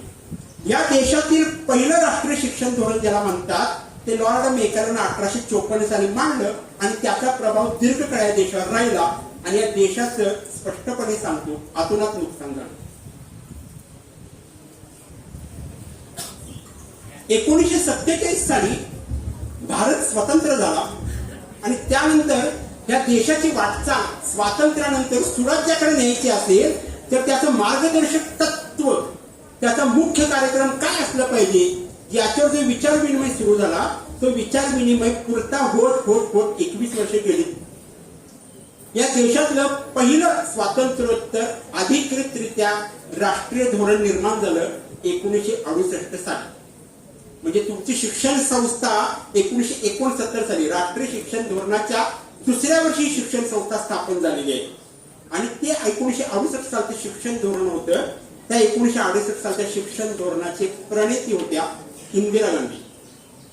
हे शिक्षण धोरण जवळजवळ 16 वर्षे या देशावर चालू राहील, 18 वर्ष. 1986 साली या देशातील दुसरं राष्ट्रीय शैक्षणिक धोरण तयार झालं. त्यावेळेला पंतप्रधान होते आदरणीय राजीव गांधी. दोघांची गंमत अशी आहे की दोघेही बहुमतात होते. शिक्षणाचं धोरण कधी येतं हे पहिल्यांदा समजलं पाहिजे. इंदिरा गांधी सत्तेमध्ये बहुमतात होत्या तेव्हा पहिलं राष्ट्रीय शिक्षण धोरण आलं. 1984 साली देशातल्या विक्रमी 413 जागा राजीव गांधींनी जिंकल्या आणि 1986 साली दुसरं राष्ट्रीय शैक्षणिक धोरण आलं आणि मग नंतर 2019 साली या देशाचे सध्याचे पंतप्रधानांनी 303 जागा जिंकल्या आणि 2020 साली तिसरं राष्ट्रीय शैक्षणिक धोरण आलं 2020 सालचं. या तिसऱ्या राष्ट्रीय शैक्षणिक धोरणाचा आणि तुम्ही ते बसलेल्या आपल्या संपूर्ण पिढ्यांचं वर्तमान आणि भविष्य काय असेल यासाठी शैक्षणिक धोरण काय आहे पहिल्यांदा समजून घेतलं पाहिजे. हे समजून घेतलं पाहिजे. त्याचं कारण असं आहे की शैक्षणिक धोरण जर आज आपण समजून घेतलं नाही आणि आज आपण ह्या बाबतीत स्वस्थ बसलो तर उद्याचा काळ पुन्हा एकदा नव्या वैचारिक गुलामगिरीकडे जातो का हे तुम्हाला बघितलं पाहिजे. 2020 राष्ट्रीय शैक्षणिक धोरण ज्या कस्तुरीरंगन नावाच्या शास्त्रज्ञांनी मांडले बरं, म्हणजे 1968 सालचं जे धोरण मांडलं होतं ते धोरण मांडण्यामध्ये जगाचा शिक्षण तज्ञ म्हणून मी ज्याची ओळख करून दिली ते आदरणीय डॉक्टर जे.पी. नाईक सर होते. त्यांनी 1968 सालचं पहिलं राष्ट्रीय शैक्षणिक धोरण मांडण्यामध्ये मोठी भूमिका केली होती. 1986 साली सुधा मल्होत्रा असं काहीतरी नाव आहे, त्यात पण शिक्षण तज्ञ होत्या त्या. त्यांनी ते धोरण मांडलं होतं. ते जवळजवळ 34 वर्ष आपल्याला लागू झालं. आता एका शास्त्रज्ञांनी मांडलेलं म्हणजे त्यांच्या अध्यक्षतेत ते मांडलेलं ते शैक्षणिक धोरण आहे. त्याच्याकडे आपण थोडंसं सकारात्मक आणि नकारात्मक बाजूने पाहिलं पाहिजे. 2020 राष्ट्रीय शैक्षणिक धोरण जे आपल्या समोर ठेवलं गेलेलं आहे ते अवघड 90 पानाचं आहे. म्हणजे 90 पानं वाचली तरी तुम्हाला खूप मोठं काहीतरी कळेल. पण ही 90 पानं केवळ एखादं पुस्तक वाचल्यासारखं वाचायचं नाहीये. या 90 पानं वाचण्यासाठी तुमचा मेंदू अत्यंत डोळस असला पाहिजे असं माझं मत आहे. त्याचं कारण आहे त्या पानापानावर काही अलिखित सत्य आहेत, काही अलिखित तत्व आहेत जी दडलेली आहेत. ती दडलेली तत्व शोधल्याशिवाय तुम्हाला राष्ट्रीय शैक्षणिक धोरणाचा मुख्य भाग कळणं कठीण आहे. हे राष्ट्रीय शैक्षणिक धोरण असं सांगतं इथं बसलेले सर्व जे वयोवृद्ध आणि तरुण तुमचे शिक्षक आहेत किंवा मी स्वतः आम्ही जी शिक्षण प्रणाली अवलंबली ती होती 10+2+3 म्हणजे इयत्ता 1 ते इयत्ता 10वी हे शिक्षणाचा पहिला भाग, इयत्ता 10वी ते इयत्ता 12वी शिक्षणाचा दुसरा भाग आणि नंतर कॉलेजचं म्हणजे फर्स्ट इयर, सेकंड इयर आणि third year FY, SY, TY असं शिक्षणाचं धोरण आहे. बरोबर. ह्या सगळ्यापर्यंत तुम्ही आम्ही शिकलो 34 वर्ष. आताचं नवीन राष्ट्रीय शैक्षणिक धोरण सांगतं आता ह्यापुढे हे असं असणार नाही. आता शिक्षणाची प्रणाली 5+3+3+4 अशी असेल. 5+3+3+4 याचा अर्थ थोडक्यात समजावून सांगतो. 5चा अर्थ आहे लहान मूल म्हणजे तुम्ही आम्ही सर्वजण वयाच्या 6व्या वर्षी शिक्षणासाठी दाखल व्हायचो.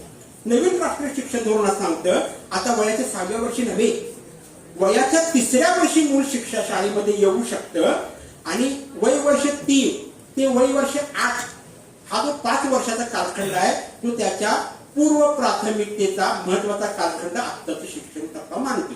म्हणजे वयाच्या 3ऱ्या वर्षी मुलाला शिक्षणाच्या क्षेत्रात प्रवेश दिला जाईल. पहिली 3 वर्ष जी आहेत त्याची ती प्ले स्कूल सारखी असते. म्हणजे त्या लहान मुलाला शाळेमध्ये आणलं जाईल, त्याला आनंदाने चांगलं खिलवलं जाईल, चांगलं खाऊ दिला जाईल. ब्रेकफास्टची पण सोय आहे आता म्हणजे विद्यार्थ्यांसाठी ती आणखीन एक महत्वाची गंमत आहे. त्याला खिलवलं जाईल आणि त्याला शिक्षणापासून दूर पण शिक्षण संस्थेशी जवळीक साधणारे एक वातावरण त्याच्या दृष्टीने तयार केलं जाईल. ते असेल वय वर्ष 8 पर्यंत. पहिली 3 वर्ष त्याला कोणती परीक्षा नसेल. त्या बाळाला झोप जरी आली तरी त्या ठिकाणी एक छोटासा बेड ठेवण्याची सोय सांगितलेली आहे की बाळानं उठून जाऊन त्याच्यावर झोपलं तरीही चालतं. तुम्हाला ती सोय नाही कारण तुमची वय 3 नाही ना. 3 ते 6 वर्षापर्यंतच्या बाळाला ती सोय आहे. वय वर्ष 6 झाल्यानंतर ते बाळ पहिलीमध्ये प्रवेश करेल. वय वर्ष 6 झाल्यानंतर ते बाळ पहिलीमध्ये प्रवेश करेल आणि वय वर्ष 8 पर्यंत पहिली आणि दुसरी करेल. हे पहिली आणि दुसरी झाल्यानंतर शिक्षणाचा पहिला 5 वर्षाचा कालखंड शासनाचा संपतो. पुढचा सुरू होतो 3 वर्षाचा. तो आहे 3री, 4थी आणि 5वीचा. हा कालखंड महत्वाचा असे शासनासाठी मानतोय की या कालखंडामध्ये मुलाला गणित, भूगोल असे जे विषय आहेत त्यांची तोंड ओळख व्हावी म्हणून तो 3री ते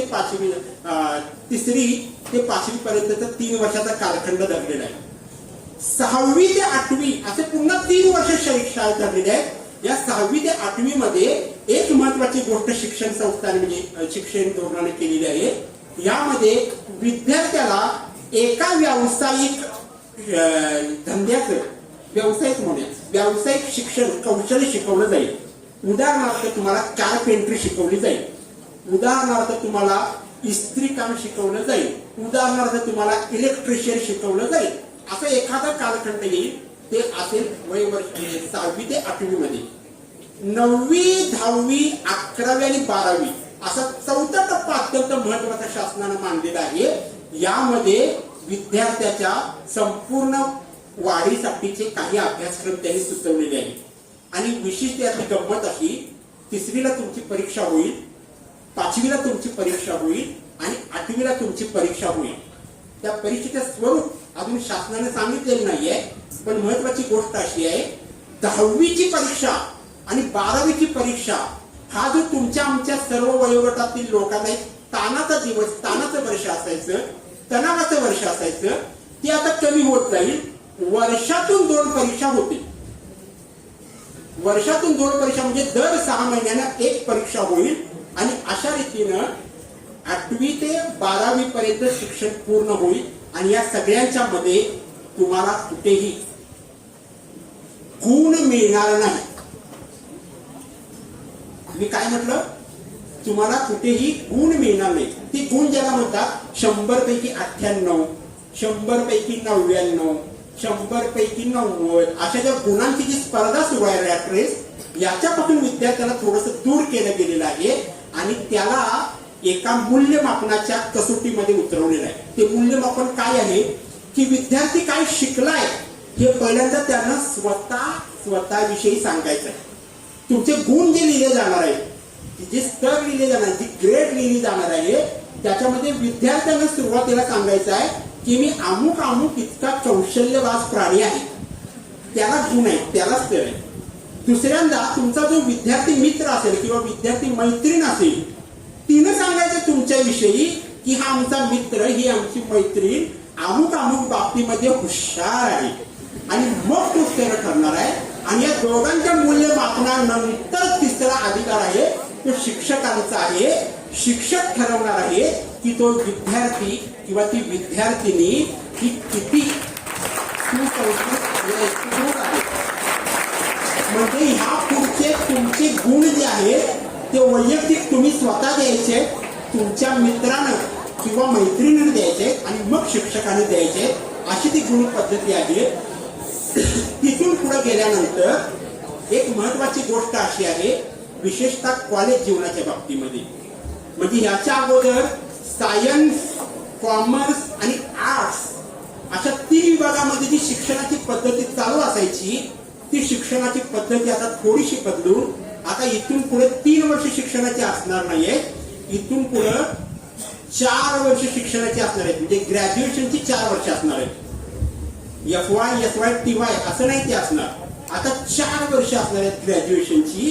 त्यातलं पहिलं वर्ष जे असणार आहे, ते पहिलं वर्ष जर तुम्ही शिक्षण घेतलं तर तुम्हाला पहिल्या वर्षासाठी एक सर्टिफिकेट मिळेल की ह्या विद्यार्थिनीनं किंवा विद्यार्थ्यानं हे पहिलं वर्ष चांगल्या पद्धतीनं आपलं शिक्षण घेतलेलं आहे. समजा तुम्हाला असं वाटलं की ह्या 1 वर्षानंतर मला माझी साईड बदलायची आहे, मला काही वेगळे विषय घ्यायचे, म्हणजे याच्या अगोदर सायन्स घेणाऱ्या विद्यार्थ्याला इतिहासाचा अभ्यास करायचं काही कारण असायचं नव्हतं. पण समजा त्या विद्यार्थ्याला वाटलं की मला इतिहासाचा पण अभ्यास करायचा आहे, तर शासन असं मानतं की तुम्हाला ती सवलत उपलब्ध आहे आणि तुम्ही आपले विषय बदलून घेऊ शकता. पहिल्या वर्षात तुम्हाला सर्टिफाईड दिल्यानंतर, मी 2रं वर्ष पास केल्यानंतर तुम्हाला त्याचं डिप्लोमा सर्टिफिकेट मिळेल. म्हणजे तुमचा डिप्लोमा झाला असं सांगितलं जाईल शासनातर्फे. ते पूर्ण केल्यानंतर तुम्ही 3ऱ्या वर्षामध्ये ज्या वेळेला जाल तेव्हा ती डिग्री समजली जाईल. म्हणजे तुमचा डिग्रीचा कोर्स झाला, पण ती डिग्री अंतरिम असणार आहे, अंतिम नव्हे. अंतरिम याचा अर्थ काय, 1 पाऊल मागे असणारी डिग्री.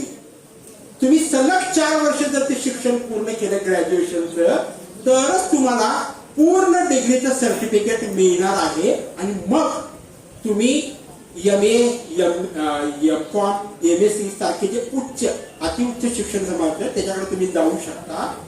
त्यातून आणखीन एक महत्वाची बाब अशी केलेली आहे, जो विद्यार्थी 4 वर्ष कंप्लीट करेल शिक्षणाची, त्याचं MA 1 वर्षात पूर्ण होणार आहे. आणि जो विद्यार्थी अवघी 3 वर्ष पूर्ण केला, तो थेट MA ला जाऊ पाहतो, त्याला MA चा कोर्स 2 वर्षाचा असणार आहे. पण तुम्ही MA, M.Com किंवा MSc अशी जी काही पदवी त्या काळातली असेल, म्हणजे पुढच्या येणाऱ्या काळातली असेल, ती प्राप्त केल्यानंतर एक महत्वाची मधली एक वाट होती की MPhil करण्याची एक सोय होती. शासनाने आता MPhil बंद केलेला आहे आणि शासन म्हणतं तुम्ही आता थेट PhD करू शकता. म्हणजे तुम्ही MA, MSc आणि M.Com झाला आणि तुम्ही थेट PhD ला गेला तरी चालते. MPhilचा रस्ता बंद केलेला आहे. याचा फायदा तोट्याविषयी आपण नंतर बोलू. शिक्षकांसाठी राष्ट्रीय शिक्षण धोरण जे म्हणते ते खूप महत्वाची गोष्ट आहे. शिक्षकांसाठी असं सांगते, पहिली महत्वाची गोष्ट शिक्षकांसाठी अशी की यापुढे शिक्षकांच्या वारंवार बदल्या होणार नाहीत. शासन असं मानतं की विद्यार्थी आणि शिक्षक यांचं एक महत्वाचं नातं असतं आणि ते कायमस्वरूपी राहावं दीर्घकाळ, म्हणून शिक्षकांच्या वारंवार बदल्या होणार नाही, ही त्यातली महत्वाची बाब. पण शिक्षकांसाठी पुन्हा आणखीन एक महत्वाची बाब त्यांनी केलेली आहे. तुमचा जो पहिला BEd चा कोर्स होता किती वर्षाचा होता मॅडम? 2 वर्षाचा. आता नवीन मॅडम जे येणार आहेत त्यांना 2 वर्ष शिक्षण उपयोगाचं नाही. आता नवीन येणाऱ्या मॅडमना आणि नवीन येणाऱ्या सरांना 4 वर्षाचा कोर्स करायचा आहे. 4 वर्ष शिकल्यानंतर आता एखादी व्यक्ती शिक्षक या संज्ञेला पात्र होऊ शकणार आहे. म्हणजे BEd ची 2 वर्ष आणखी वाढवणी केलेली आहे आणि त्याचं कारण सांगितलं गेलेलं आहे. हे जे नवीन विद्यार्थी तयार होणार आहेत हे इतके दर्जेदार बनतील की त्यांना शिकवणारा शिक्षक देखील तितकाच दर्जेदार असला पाहिजे आणि म्हणून ती गोष्ट केली गेलेली आहे. तिसरी महत्वाची बाब आर्थिक बाबतीची पण सांगितली पाहिजे. ह्यापुढे शिक्षकांची पदोन्नती ही मूल्यमापनावर होणार आहे. तुम्ही किती वर्ष तिथे नोकरी केली त्याच्यावर पदोन्नतीची स्तर ठरणार नाही. तुमचं देखील एक मूल्यमापन शासन करणार आणि मग शासन तुमच्या पदोन्नतीविषयी विचार करणार आहे. शिक्षकांसाठी कुछ मीठा आणि कुछ खट्टा असं हे शैक्षणिक धोरण आहे. शिक्षकांनी ते लक्षात ठेवायचं. शासन असं म्हणतं की शिक्षक हा यातला सगळ्यात महत्वाचा घटक आहे. मग या घटकांच्या मध्ये शासन आणखी काही महत्वाच्या गोष्टी करते. जसं तुमचं एक चांगलं भाग्य आहे की तुमच्या आई वडिलांनी तिथं तुम्हाला शिक्षणासाठी पाठवलं, मग तुम्ही शिक्षण घेऊ शकता. पण बाहेर गेल्यानंतर समाजामध्ये अशी काही मुलं आहेत ज्यांना शाळाबाह्य मुलं म्हणतात. ह्यांची संख्या ऍक्च्युली 8 कोटी इतकी मोठी आहे, पण शासन असं म्हणतं की ते 3 कोटी 22 लाख इतके आहे. तर शासन असं म्हणतं की त्या 3 कोटी 22 लाख विद्यार्थ्यांना देखील नव्या शिक्षण व्यवस्थेमध्ये आता प्रवेश द्यायचा आहे असं एका ठिकाणी शासन म्हणतंय आणि दुसऱ्या ठिकाणी या देशातील 1 लाख प्राथमिक शाळा बंद करण्याचं धोरण शासन राबवतं. मी मगाशी जे म्हटलं पानावर काय लिहिलंय ह्या अक्षरात शिकू नका. त्या 2 ओळीच्या मध्ये ज्या जागा आहेत, ज्या फटी आहेत त्या वाचायला शिका. म्हणजे नवीन राष्ट्रीय शैक्षणिक धोरण या देशामध्ये कोणता उन्माद आणि उद्रेक आणणार आहे ते तुम्हाला समजेल. जर तुम्हाला 3.5 कोटी विद्यार्थी नवीन घ्यायचे असतील तर त्यासाठी तुम्हाला काय काय उभारावं लागेल? पहिली आहे जी शाळा आहे. म्हणजे उद्या समजा रहमतपूर मध्ये अचानक 1000 विद्यार्थी वसंतदादा पाटील शैक्षणिक संस्कूल मध्ये येतो म्हटले तर काय काय रचना बदलावे लागतील. पहिला आहे शाळेची इमारत मोठी केली पाहिजे. दुसरा आहे ते शिक्षक वर्ग वाढवला पाहिजे. तिसरा इतर सगळ्या सुविधा त्यामध्ये वाढल्या पाहिजे. आणि हे सगळं कशाच्या जोरावर चालतं? हे चालतं सगळं पैशाच्या जोरावर. शासनामध्ये 1968 सालचं जे पहिलं शैक्षणिक धोरण आदरणीय JP नाईक यांनी मांडलं होतं त्या शैक्षणिक धोरणामध्ये पहिली महत्वाची सूचना होती की शिक्षणावर या देशातील अर्थसंकल्पाच्या 6% इतका खर्च केला पाहिजे. 1968 साली ती सूचना होती. 1986 साली दुसरं शैक्षणिक धोरण मांडलं गेलं त्यामध्ये देखील तीच सूचना मांडली गेली की शिक्षणावर 6% इतका खर्च झाला पाहिजे. 2020 साली म्हणजे 1968 ते 2020 साधारणपणे किती वर्ष होतात? 32 आणि 20 आणि आता 24 आलं म्हणजे 56 वर्ष झाली.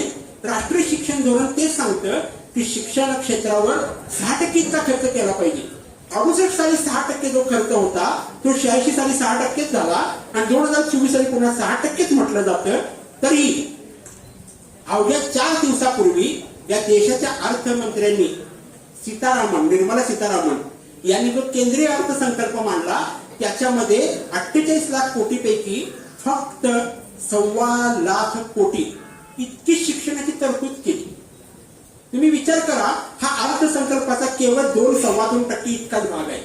मग अशातनं राष्ट्रीय शिक्षण धोरण जे तुम्हाला सांगतं की 3.5 कोटी नवीन विद्यार्थी आणायचे आहेत, पुन्हा विद्यार्थ्यांना, लहान बाळांना ब्रेकफास्ट द्यायचा आहे, पुन्हा शाळेच्या संकुलामध्ये नवनवीन वाचनालये उघडायची आहेत, पुन्हा प्रयोगशाळा नवीन उभारायच्या आहेत, पुन्हा विद्यार्थ्यांना वेगवेगळ्या ठिकाणच्या सहली काढायच्या आहेत, पुन्हा हे सगळं कौशल्य शिकवण्यासाठी, व्यावसायिक शिक्षण कौशल्यासाठी काही स्पेशल शिक्षक नेमायचे आहेत समाजातले ते, किंवा संपूर्ण शिक्षकांची जी मोठी आता आवक लागणार आहे त्या सगळ्यासाठीचा पैसा कुठून उपलब्ध होणार.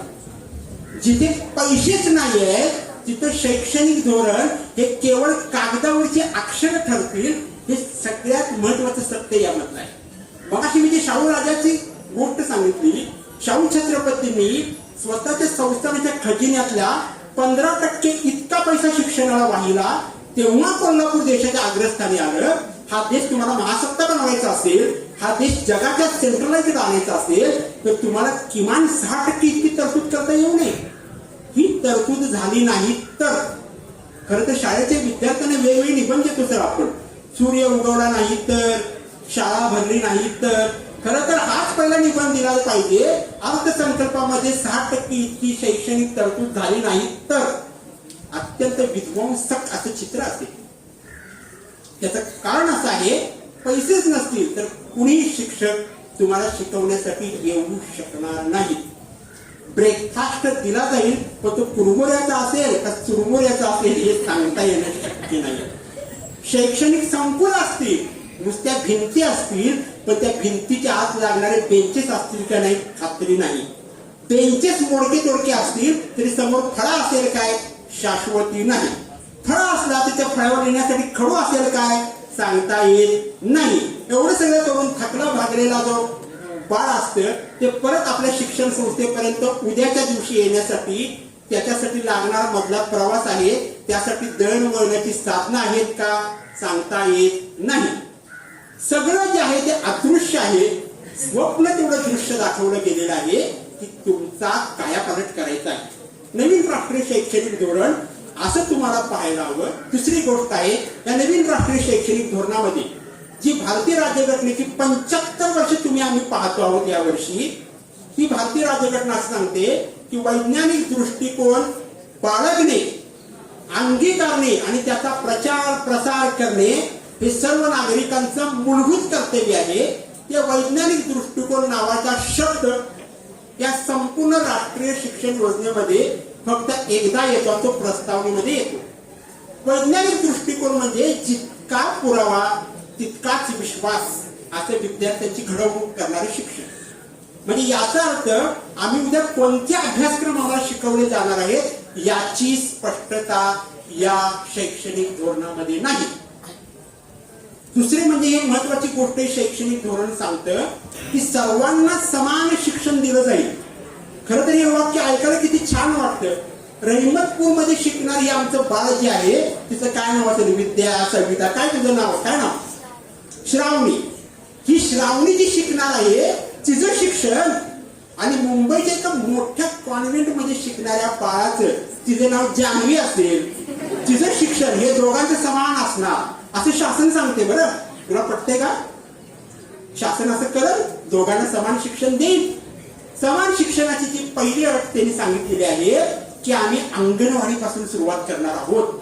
म्हणजे अंगणवाडीचे जे कर्मचारी सध्या लाडकी बहिणीमध्ये गुंतलेले आहेत त्यांनी शिक्षण सोडलं 1-2 महिन्यासाठी आणि ती लाडकी बहिणीचे फॉर्म भरतायत. तिथे लाडक्या बहिणीनं सांगतो जातात एक मुद्दा, विषयांतर नाही, महत्वाचा आहे म्हणून.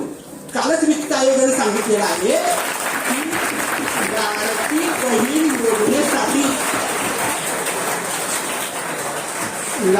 बहीण योजनेसाठी आपल्या शासनानं जी पैशाची तरतूद केलेली आहे ती आपल्या महाराष्ट्र शासनाच्या वित्त आयोगाला मंजूर नाहीये. कालच पत्र गेलेलं आहे. त्यामुळे लाडक्या बहिणींचा जीव थोडासा कळवळेल, पण शासन असंच असते. जी गंमत अशी, मी मगाशी म्हटलं अंगणवाडी, तुम्ही तुमच्या गावामध्ये गेला तर अंगणवाडीची स्थिती पाहता म्हणजे गेल्या 2 महिन्यापूर्वी जवळजवळ 61 दिवसांचा संप अंगणवाडीच्या महिलांनी केला. त्यांच्या मागण्या मान्य केल्या त्या सरकारनं एकही मागणी नाही. माझी पत्नी जी इथं बसलेली आहे ती अंगणवाडी सेविकांचं जी संघटना आहे ती संघटना बांधण्याच्या ठिकाणी काम करते. 61 दिवस त्या बाया रोज कलेक्टर ऑफिस समोर यायच्या, बसायच्या आणि आपल्या मागण्या सांगायच्या. एकाही त्या शासनाला जराही कळवळा फुटला नाही, पालकमंत्र्यांना दखल घेतली नाही.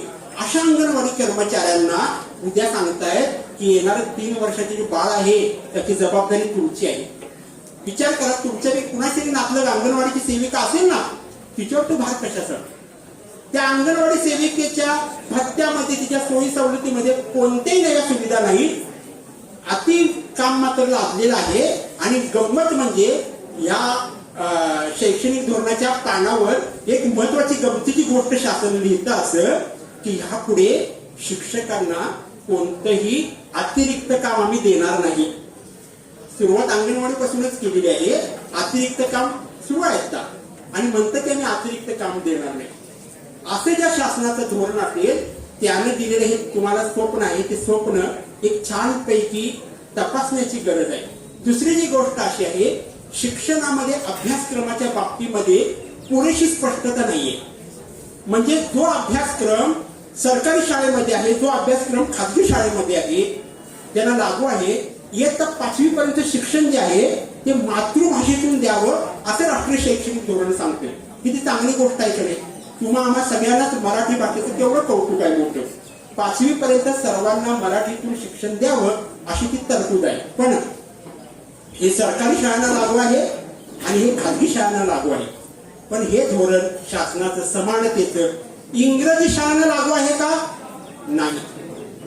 म्हणजे तुमच्या बरोबरचा एखादा विद्यार्थी इंग्रजी शाळेमध्ये जात असेल, तो इयत्ता 5वी मध्ये गेल्यानंतर तुमच्या समोर इंग्रजीमध्ये फाडफाड बोलत असेल आणि तुम्हाला मातृभाषेतून त्याला मराठीतनं उत्तर द्यायचं आहे, जमेल का? ही समानता आहे का?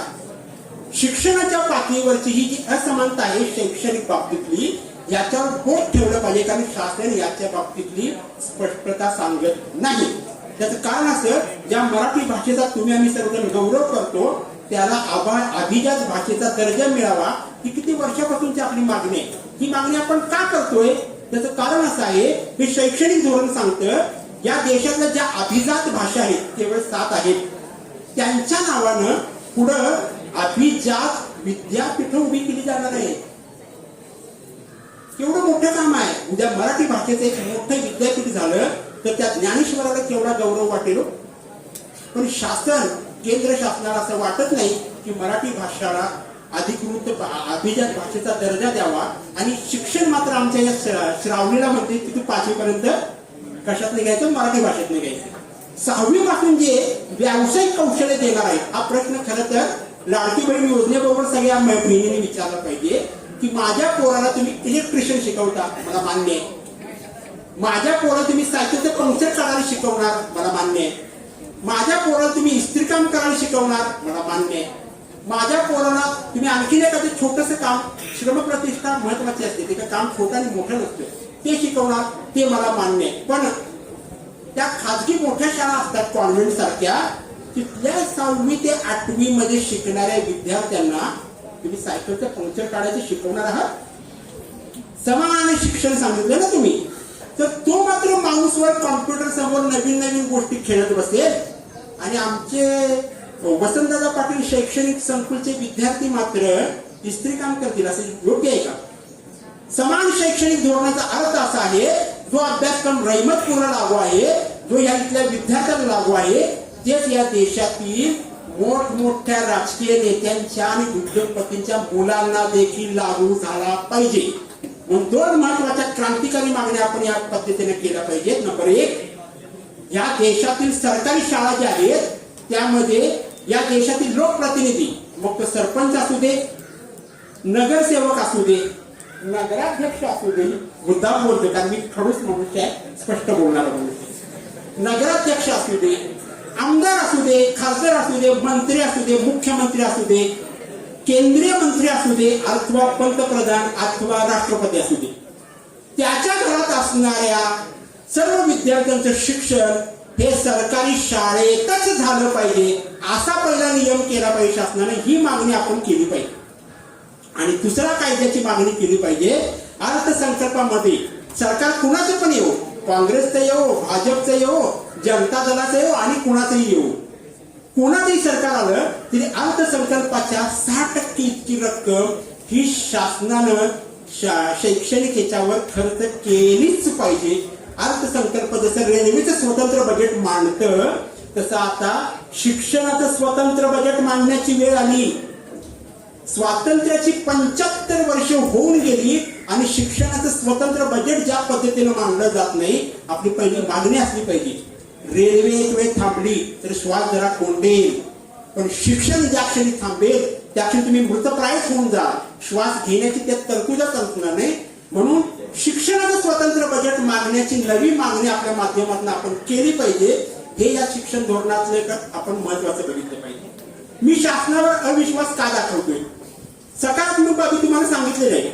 तिसरीच्या मुलाला शाळेमध्ये आणणं सकारात्मक बाब आहे. ब्रेकफास्ट देणं सकारात्मक बाब आहे. 6वी पासून व्यावसायिक शिक्षण देणं सकारात्मक बाब आहे. 10वीच्या परीक्षांचा लोड तणाव कमी करणं सकारात्मक बाब आहे. ग्रॅज्युएशन 4 वर्षाचं करणं सकारात्मक बाब आहे. PhD पर्यंत एमफिलचा मार्ग बंद करणं पुन्हा एक नवीन कोणते आहे. PhD साठी मर्यादित प्रवेश असतात. जी व्यक्ती MA, M.Com, MSc करते त्याला एमफिलचा एक मोठा आधार होता आणि एमफिल घेतलेली जी विद्यार्थिनी असायच्या त्यांच्या रोजगाराचा प्रश्न पहिल्यांदा सुटायचा. एमफिल आता बंद केल्यानंतर PhD साठी मर्यादित जागा असणार आहेत. त्या जागा शासन वाढवणार की नाही? त्या जागाच न वाढवता थेट प्रायव्हेट केलं असं जर शासन सांगत असेल तर त्या शासनाला जाब विचारला पाहिजे. आपण सकारात्मक बाजू मांडल्या झाल्यानंतर मग आपण या शासनावर मी प्रश्नचिन्ह उठवतो. याचं कारण असं, या शासनावर माझा विश्वास नाही. मी असं का म्हणतो? मागच्याच आठवड्यातल्या 2 महत्वाच्या घटना आहेत. मागच्याच आठवड्यातल्या 9 फेब्रुवारी रोजी महाराष्ट्र शासनानं एक महत्वाचं काय म्हणतात त्याला GR पारित केला होता आणि त्या माध्यमातून खाजगी शाळांमध्ये असणार अनुसूचित जाती जमातींचं 25% आरक्षण रहित केलं. हे रहित केलं होतं. मागच्या आठवड्यामध्ये हायकोर्टाने त्याच्यामध्ये दखल घेतली आणि शासनाने सांगितलं तुम्ही असं करू शकत नाही, कारण शिक्षण घेणं हा सर्वांचा मूलभूत अधिकार आहे. म्हणून या शासनावर माझा पहिला स्पष्ट सांगतो विश्वास नाही. दुसरी गोष्ट अशी, जे शासन आम्हाला सांगतं या श्रावणीनं 5वी पर्यंत चांगलं मराठीतून शिकावं, ते शासनाचं पहिलीचं पुस्तक तुम्ही बघितलं का? तुम्ही पहिलीचं पुस्तक काढून बघा. पहिलीच्या पुस्तकामध्ये एक कविता दिली गेलेली आहे. त्या कवितेमध्ये वन्स मोर असं शब्द. वन्स मोर का मातृभाषेचा शब्द आहे का? मराठी कविता आहे आणि त्याचा कविता संपता वन्स मोर हा शब्द येतो. म्हणजे इंग्रजीकरण तिथं होतं आणि शासन सांगतं की मातृभाषेतून शिक्षण द्या. अशा 2 महत्वाच्या घटना. तिसरी देश पातळीवरची महत्वाची घटना, तुम्ही थोडा TV पळत असाल तर जरूर पहा, कारण तुमच्या उद्याच्या भविष्याच्या दृष्टीने महत्वाचं आहे. या देशामधली एक महत्वाची परीक्षा नीट नावाची असते, म्हणजे डॉक्टर बनणारी परीक्षा. ही नीट नावाची परीक्षा या देशामध्ये नीटपणे घेता आली नाही चाल्यांना आणि सांगतात नवीन राष्ट्रीय शिक्षण धोरण आम्ही राबवणार. कसा विश्वास ठेवायचा यांच्यावर? हा आपण प्रश्न विचारला पाहिजे. याचं कारण असं आहे, ज्योतिराव फुलेने जे शिक्षण आम्हाला दिलं, सावित्रीनं जे दिलं, शाहूनं जे दिलं, कर्मवीर आयुष्यभर ज्या शिक्षणासाठी झटले, गुलाबराव माने ज्या शिक्षणासाठी आयुष्यभर कार्यरत राहिले, ते शिक्षण धोक्यात येऊ शकतं. म्हणून आपल्याला जाब विचारला पाहिजे. लोक गप्प बसता कामा नये. त्याचं कारण असं आहे, गुलाबराव जाऊन आता 28 वर्ष झालेली आहेत. शिक्षण महर्षी संपला 28 वर्षापूर्वी. शिक्षणाचे सम्राट तयार झाले आणि शिक्षणाचे सम्राट बहुजन हिताय बहुजन सुखाय धोरण राबवत नसतात. ज्या क्षणी नवीन राष्ट्रीय शिक्षण धोरण या देशामध्ये अवलंबलं जाईल त्या क्षणी या देशामध्ये एक महत्वाची गोष्ट होणार आहे की या देशातील अभिमत विद्यापीठ, एकात्मिक विद्यापीठ आणि संलग्न विद्यापीठ ही कॅटेगरी नष्ट होणार. विद्यापीठ या एका नावानंच या पुढची सगळी सर्टिफिकेट वाटली जाणार. पण जगातली जी पहिली 50 क्रमांकाची विद्यापीठ आहेत त्यांना मात्र या देशामध्ये त्यांची विद्यापीठ स्थापनेसाठी शासनानं पूर्ण परवानगी दिलेली आहे. विचार करा, जगातली जी पहिली 50 विद्यापीठं आहेत ती 50 विद्यापीठं आमच्या श्रावणीला प्रवेश देतील का? देतील का बाळा तुला प्रवेश? ते म्हणणार त्यांचं एकच असतं, पैसा दिखाव. ती विद्यापीठं जी आहे ती परदेशी विद्यापीठं भारतामध्ये येतील, त्यांच्याशी आमच्या शिवाजी विद्यापीठानं स्पर्धा करायची का? कशा पातळीवर करेल? ज्या शिक्षणामध्ये आमच्या 6% इतका खर्च नाही ते आमचं शिवाजी विद्यापीठ उद्या ऑक्सफर्ड इथं आलं, केम्ब्रिज इथं आलं तर त्याची स्पर्धा करेल. आणि मग ती आवड जी केली गेलेली आहे, मी ज्याला म्हणतो या शैक्षणिक धोरणाची चोरवाट, ती चोरवाट अशी आहे की परदेशी शिक्षण संस्थांना तुम्ही आत येण्याची एंट्री कशी काय दिली? काय राष्ट्रीय शिक्षण धोरणाचा हेतू हाच आहे का? विचारलं पाहिजे. त्याचं कारण असं आहे, ज्या क्षणी शैक्षणिक संकुले येतील तेव्हा श्रावणी रहिमतपूर मध्येच असेल आणि अंबानीचा पोरगा ज्याचं परवा लग्न झालं ते त्याला बाळ होणार की नाही, त्याचं बाळ मात्र तिथं ऑक्सफर्ड मध्ये जाऊन शिकणार आणि ते मात्र तुमचा कारपेंटरी व्यवसाय शिकणार नाही. बरं, अंबानीच्या पोराला माऊसवर खेळायचं आणि आमच्या पोरीनं मात्र पंक्चर काढी शिकायची का? नवीन शैक्षणिक धोरणाची जी गोष्ट आहे त्याच्यामध्ये ज्या जागा शासनानं ठेवलेल्या आहेत रिकाम्या ठेवल्या. कदाचित शासन असं म्हणतंय जरासा खडा टाकून बघूया, लोक झोपलेली आहेत की जागे आहेत. त्याला सांगितलं पाहिजे हा महाराष्ट्र आहे, या महाराष्ट्रातला बहुजन समाजाचा ज्ञानाचा दिवा ज्या शिक्षणाच्या गंगोत्रीवर आम्ही वाहिला, ती गंगोत्री जी समय कशी 6 प्रकारची असते, ती ज्योतिराव, सावित्री, शाहू, बाबासाहेब, कर्मवीर, गुलाबराव अशा एकेका नररत्नाने जशी ती सजवलेली आहे, त्या समयतली एक ही वाट विझवून देण्याचं कर्तव्य तुमच्या खांद्यावर आहे. आणि 5-10 वर्षांत तुम्ही या देशाचे नागरिक होणार आहात. आज विद्यार्थी आहात, उद्या चांगले नागरिक बनणार आहात. तुमचं राजकीय नेतृत्व या पुण्यभूमीने दिलेलं आहे. ही ती पुण्यभूमी आहे जिथं गुलाबराव माने यांच्यासारख्या एका पैलवान माणसानं तुम्हाला बुद्धीची कवाडं उघडून देण्यासाठी आपल्या आयुष्याचा होम करून दिलेला आहे. केवळ शिक्षण संस्था नाही उभारलेली. आणखीन एक महत्त्वाची आठवण झाली की या शासनावर माझा विश्वास का नाही, ती गुलाबराव मानेंच्या कामाच्या निमित्तानं मला झाली म्हणून सांगतो. आदरणीय गुलाबराव माने सरांनी या तुमच्या रहिमतपुराच्या बस स्टँडचं एक मोठं काम केलं की नाही, बरोबर ना? इथे बस एस टी येण्याचं जे काही तुमचं काम होतं ते आदरणीय गुलाबराव माने सरांनी पार पाडलं. 6 दिवसापूर्वी एक मोठी बातमी होती, महाराष्ट्र सरकारनं एस टी कर्मचाऱ्यांना देण्यात येणाऱ्या प्रॉव्हिडंट फंड आणि ग्रॅच्युइटीची रुपये 1500 कोटी इतकी रक्कम थकवलेली आहे.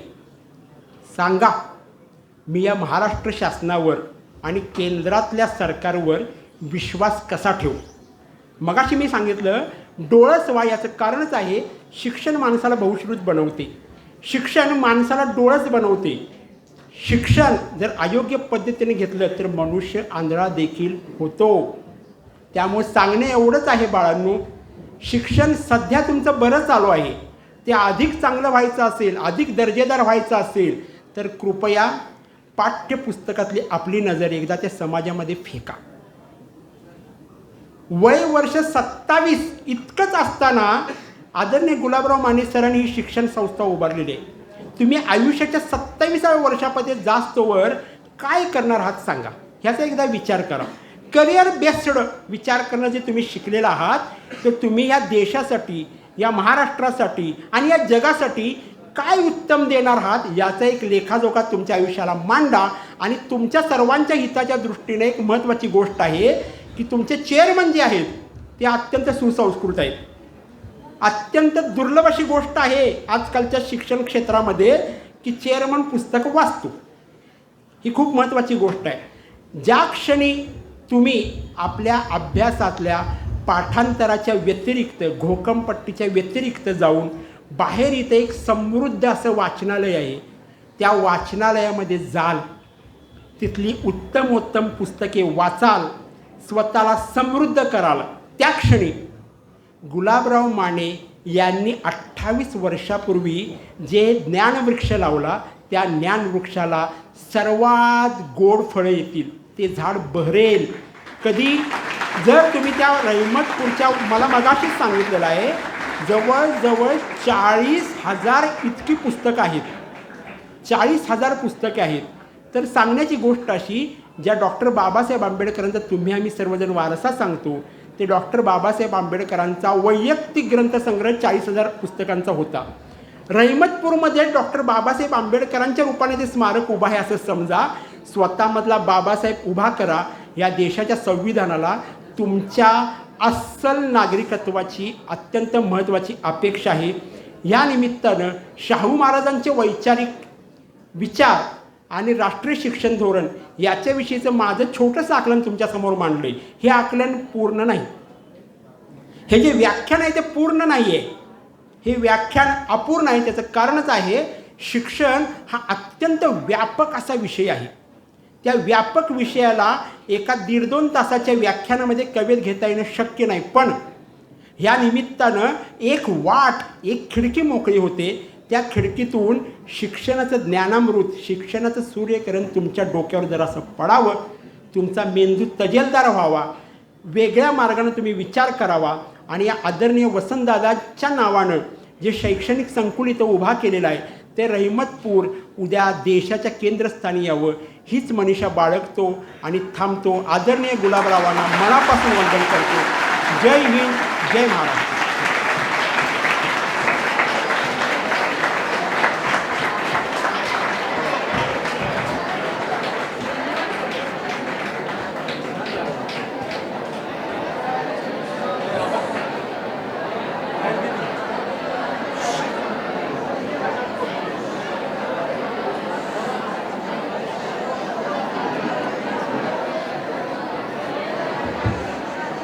धन्यवाद साहेब. आपण छत्रपती शाहू महाराजांचे शैक्षणिक विचार व नवीन शैक्षणिक धोरण यावरती सांगोपंख असं चर्चा केलेली आहे आणि निश्चितच सर्व श्रोत्यांचे डोळे उघडलेले आहेत आणि त्यावरती पॉझिटिव्ह आणि निगेटिव्ह विचार करून इथून पुढे काय करायचं आणि कसं वागायचं याचा निश्चित विद्यार्थी विचार करतील. यानंतर मी विद्यालयाचे प्राचार्य माननीय श्री B.A. माने सर यांना आभार व्यक्त करण्यासाठी सर्वांनी शांत म्हणजे एक 5 मिनिटात मी आभाराचं छोटंसं समारोपाचं मी काम करणार आहे. आज पद्मभूषण डॉक्टर वसंतदादा पाटील रहिमतपूर या शैक्षणिक संस्थेचे संस्थापक आदरणीय कैलासवासी गुलाबराव माने भाऊ यांच्या पुण्यस्मरणाचा कार्यक्रम. या कार्यक्रमाच्या निमित्तानं प्रथम मी त्यांच्या स्मृतीस अभिवादन करतो आणि आज या पुण्यतिथीच्या कार्यक्रमास कोल्हापूरचे अतिशय प्रसिद्ध वक्ते आपल्याला प्रमुख पाहुणे म्हणून लाभले. त्यांच्या मधुर आणि अमोघ अशा वाणीनं आपणा सर्वांना त्यांनी मंत्रमुग्ध करून सोडलं. असे आजच्या कार्यक्रमाचे प्रसिद्ध वक्ते मान्य श्री उमेश सूर्यवंशी यांचं मी प्रथम विद्यालयाच्या वतीनं, संस्थेच्या वतीनं हार्दिक हार्दिक आभार मानतो. तसेच या कार्यक्रमाचे अध्यक्षस्थान भूषवणारे आपल्या रहिमतपूर नगरीचे माजी लोकनियुक्त नगराध्यक्ष मान्य श्री आनंदा कोरे यांचंही आपल्या विद्यालयातर्फे हार्दिक हार्दिक आभार मानतो. तसेच या कार्यक्रमास आवर्जून उपस्थित असलेले राज्यस्तरीय लेखा समितीचे अध्यक्ष मान्य श्री शहाजी क्षीरसागर यांचेही विद्यालयाच्या वतीनं मी हार्दिक हार्दिक आभार मानतो. तसेच या कार्यक्रमासाठी आज जरी उपस्थित नसले असे संत गाडगे महाराज मिशनचे चेअरमन माननीय मधुसूदन मोहिते पाटील हे जरी उपस्थित नसले तर त्यांच्या पत्नी श्रीमती भारती मोहिते यांनी उपस्थित दर्शवली. त्याबद्दल त्यांचे विद्यालयाच्या वतीनं हार्दिक हार्दिक आभार मानतो. तसेच सह्याद्री साखर कारखान्याचे संचालक मान्य श्री अविनाशजी माने तसेच माजी संचालक मान्य श्री भामदास भोसले यांचे विद्यालयाच्या वतीनं मी हार्दिक हार्दिक आभार मानतो. तसेच वसंतराव पाटील शिक्षण संस्थेचे चेअरमन मान्य श्री सुनीलराव माने, संस्थेचे सचिव मान्य श्री एस के आप्पा यांचे मी विद्यालयाच्या वतीनं हार्दिक आभार मानतो. तसेच या स्टेजवरचे व्यासपीठावरचे सर्व मान्यवर, त्यामध्ये माजी नगरसेवक श्री साहेबराव माने यांचे मी विद्यालयाच्या वतीनं हार्दिक आभार मानतो. तसेच आपल्या संस्थेचे खजिनदार श्री राज शेडगे यांचे मी विद्यालयाच्या वतीनं हार्दिक आभार मानतो. तसेच या विद्यालयातील या ज्युनियर कॉलेजचे माजी प्राचार्य Shri Mandve sir, Shri Nikam sir, Shri Raut sir,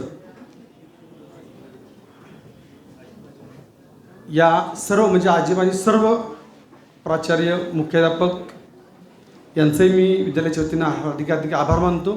सर्व शाखांचे मुख्याध्यापक, सर्व त्यांचे सहकारी, सर्व शिक्षकेतर कर्मचारी, आपल्या या विद्यालयाचे सर्व माझे सहकारी, बंधू भगिनी आणि गावातील प्रतिष्ठित असे सर्व ग्रामस्थ, सर्व विविध अशा संस्थेतील पदाधिकारी, या सर्वांचं मी विद्यालयातर्फे हार्दिक आभार मानतो आणि हा कार्यक्रम संपला असं मी जाहीर करतो. धन्यवाद.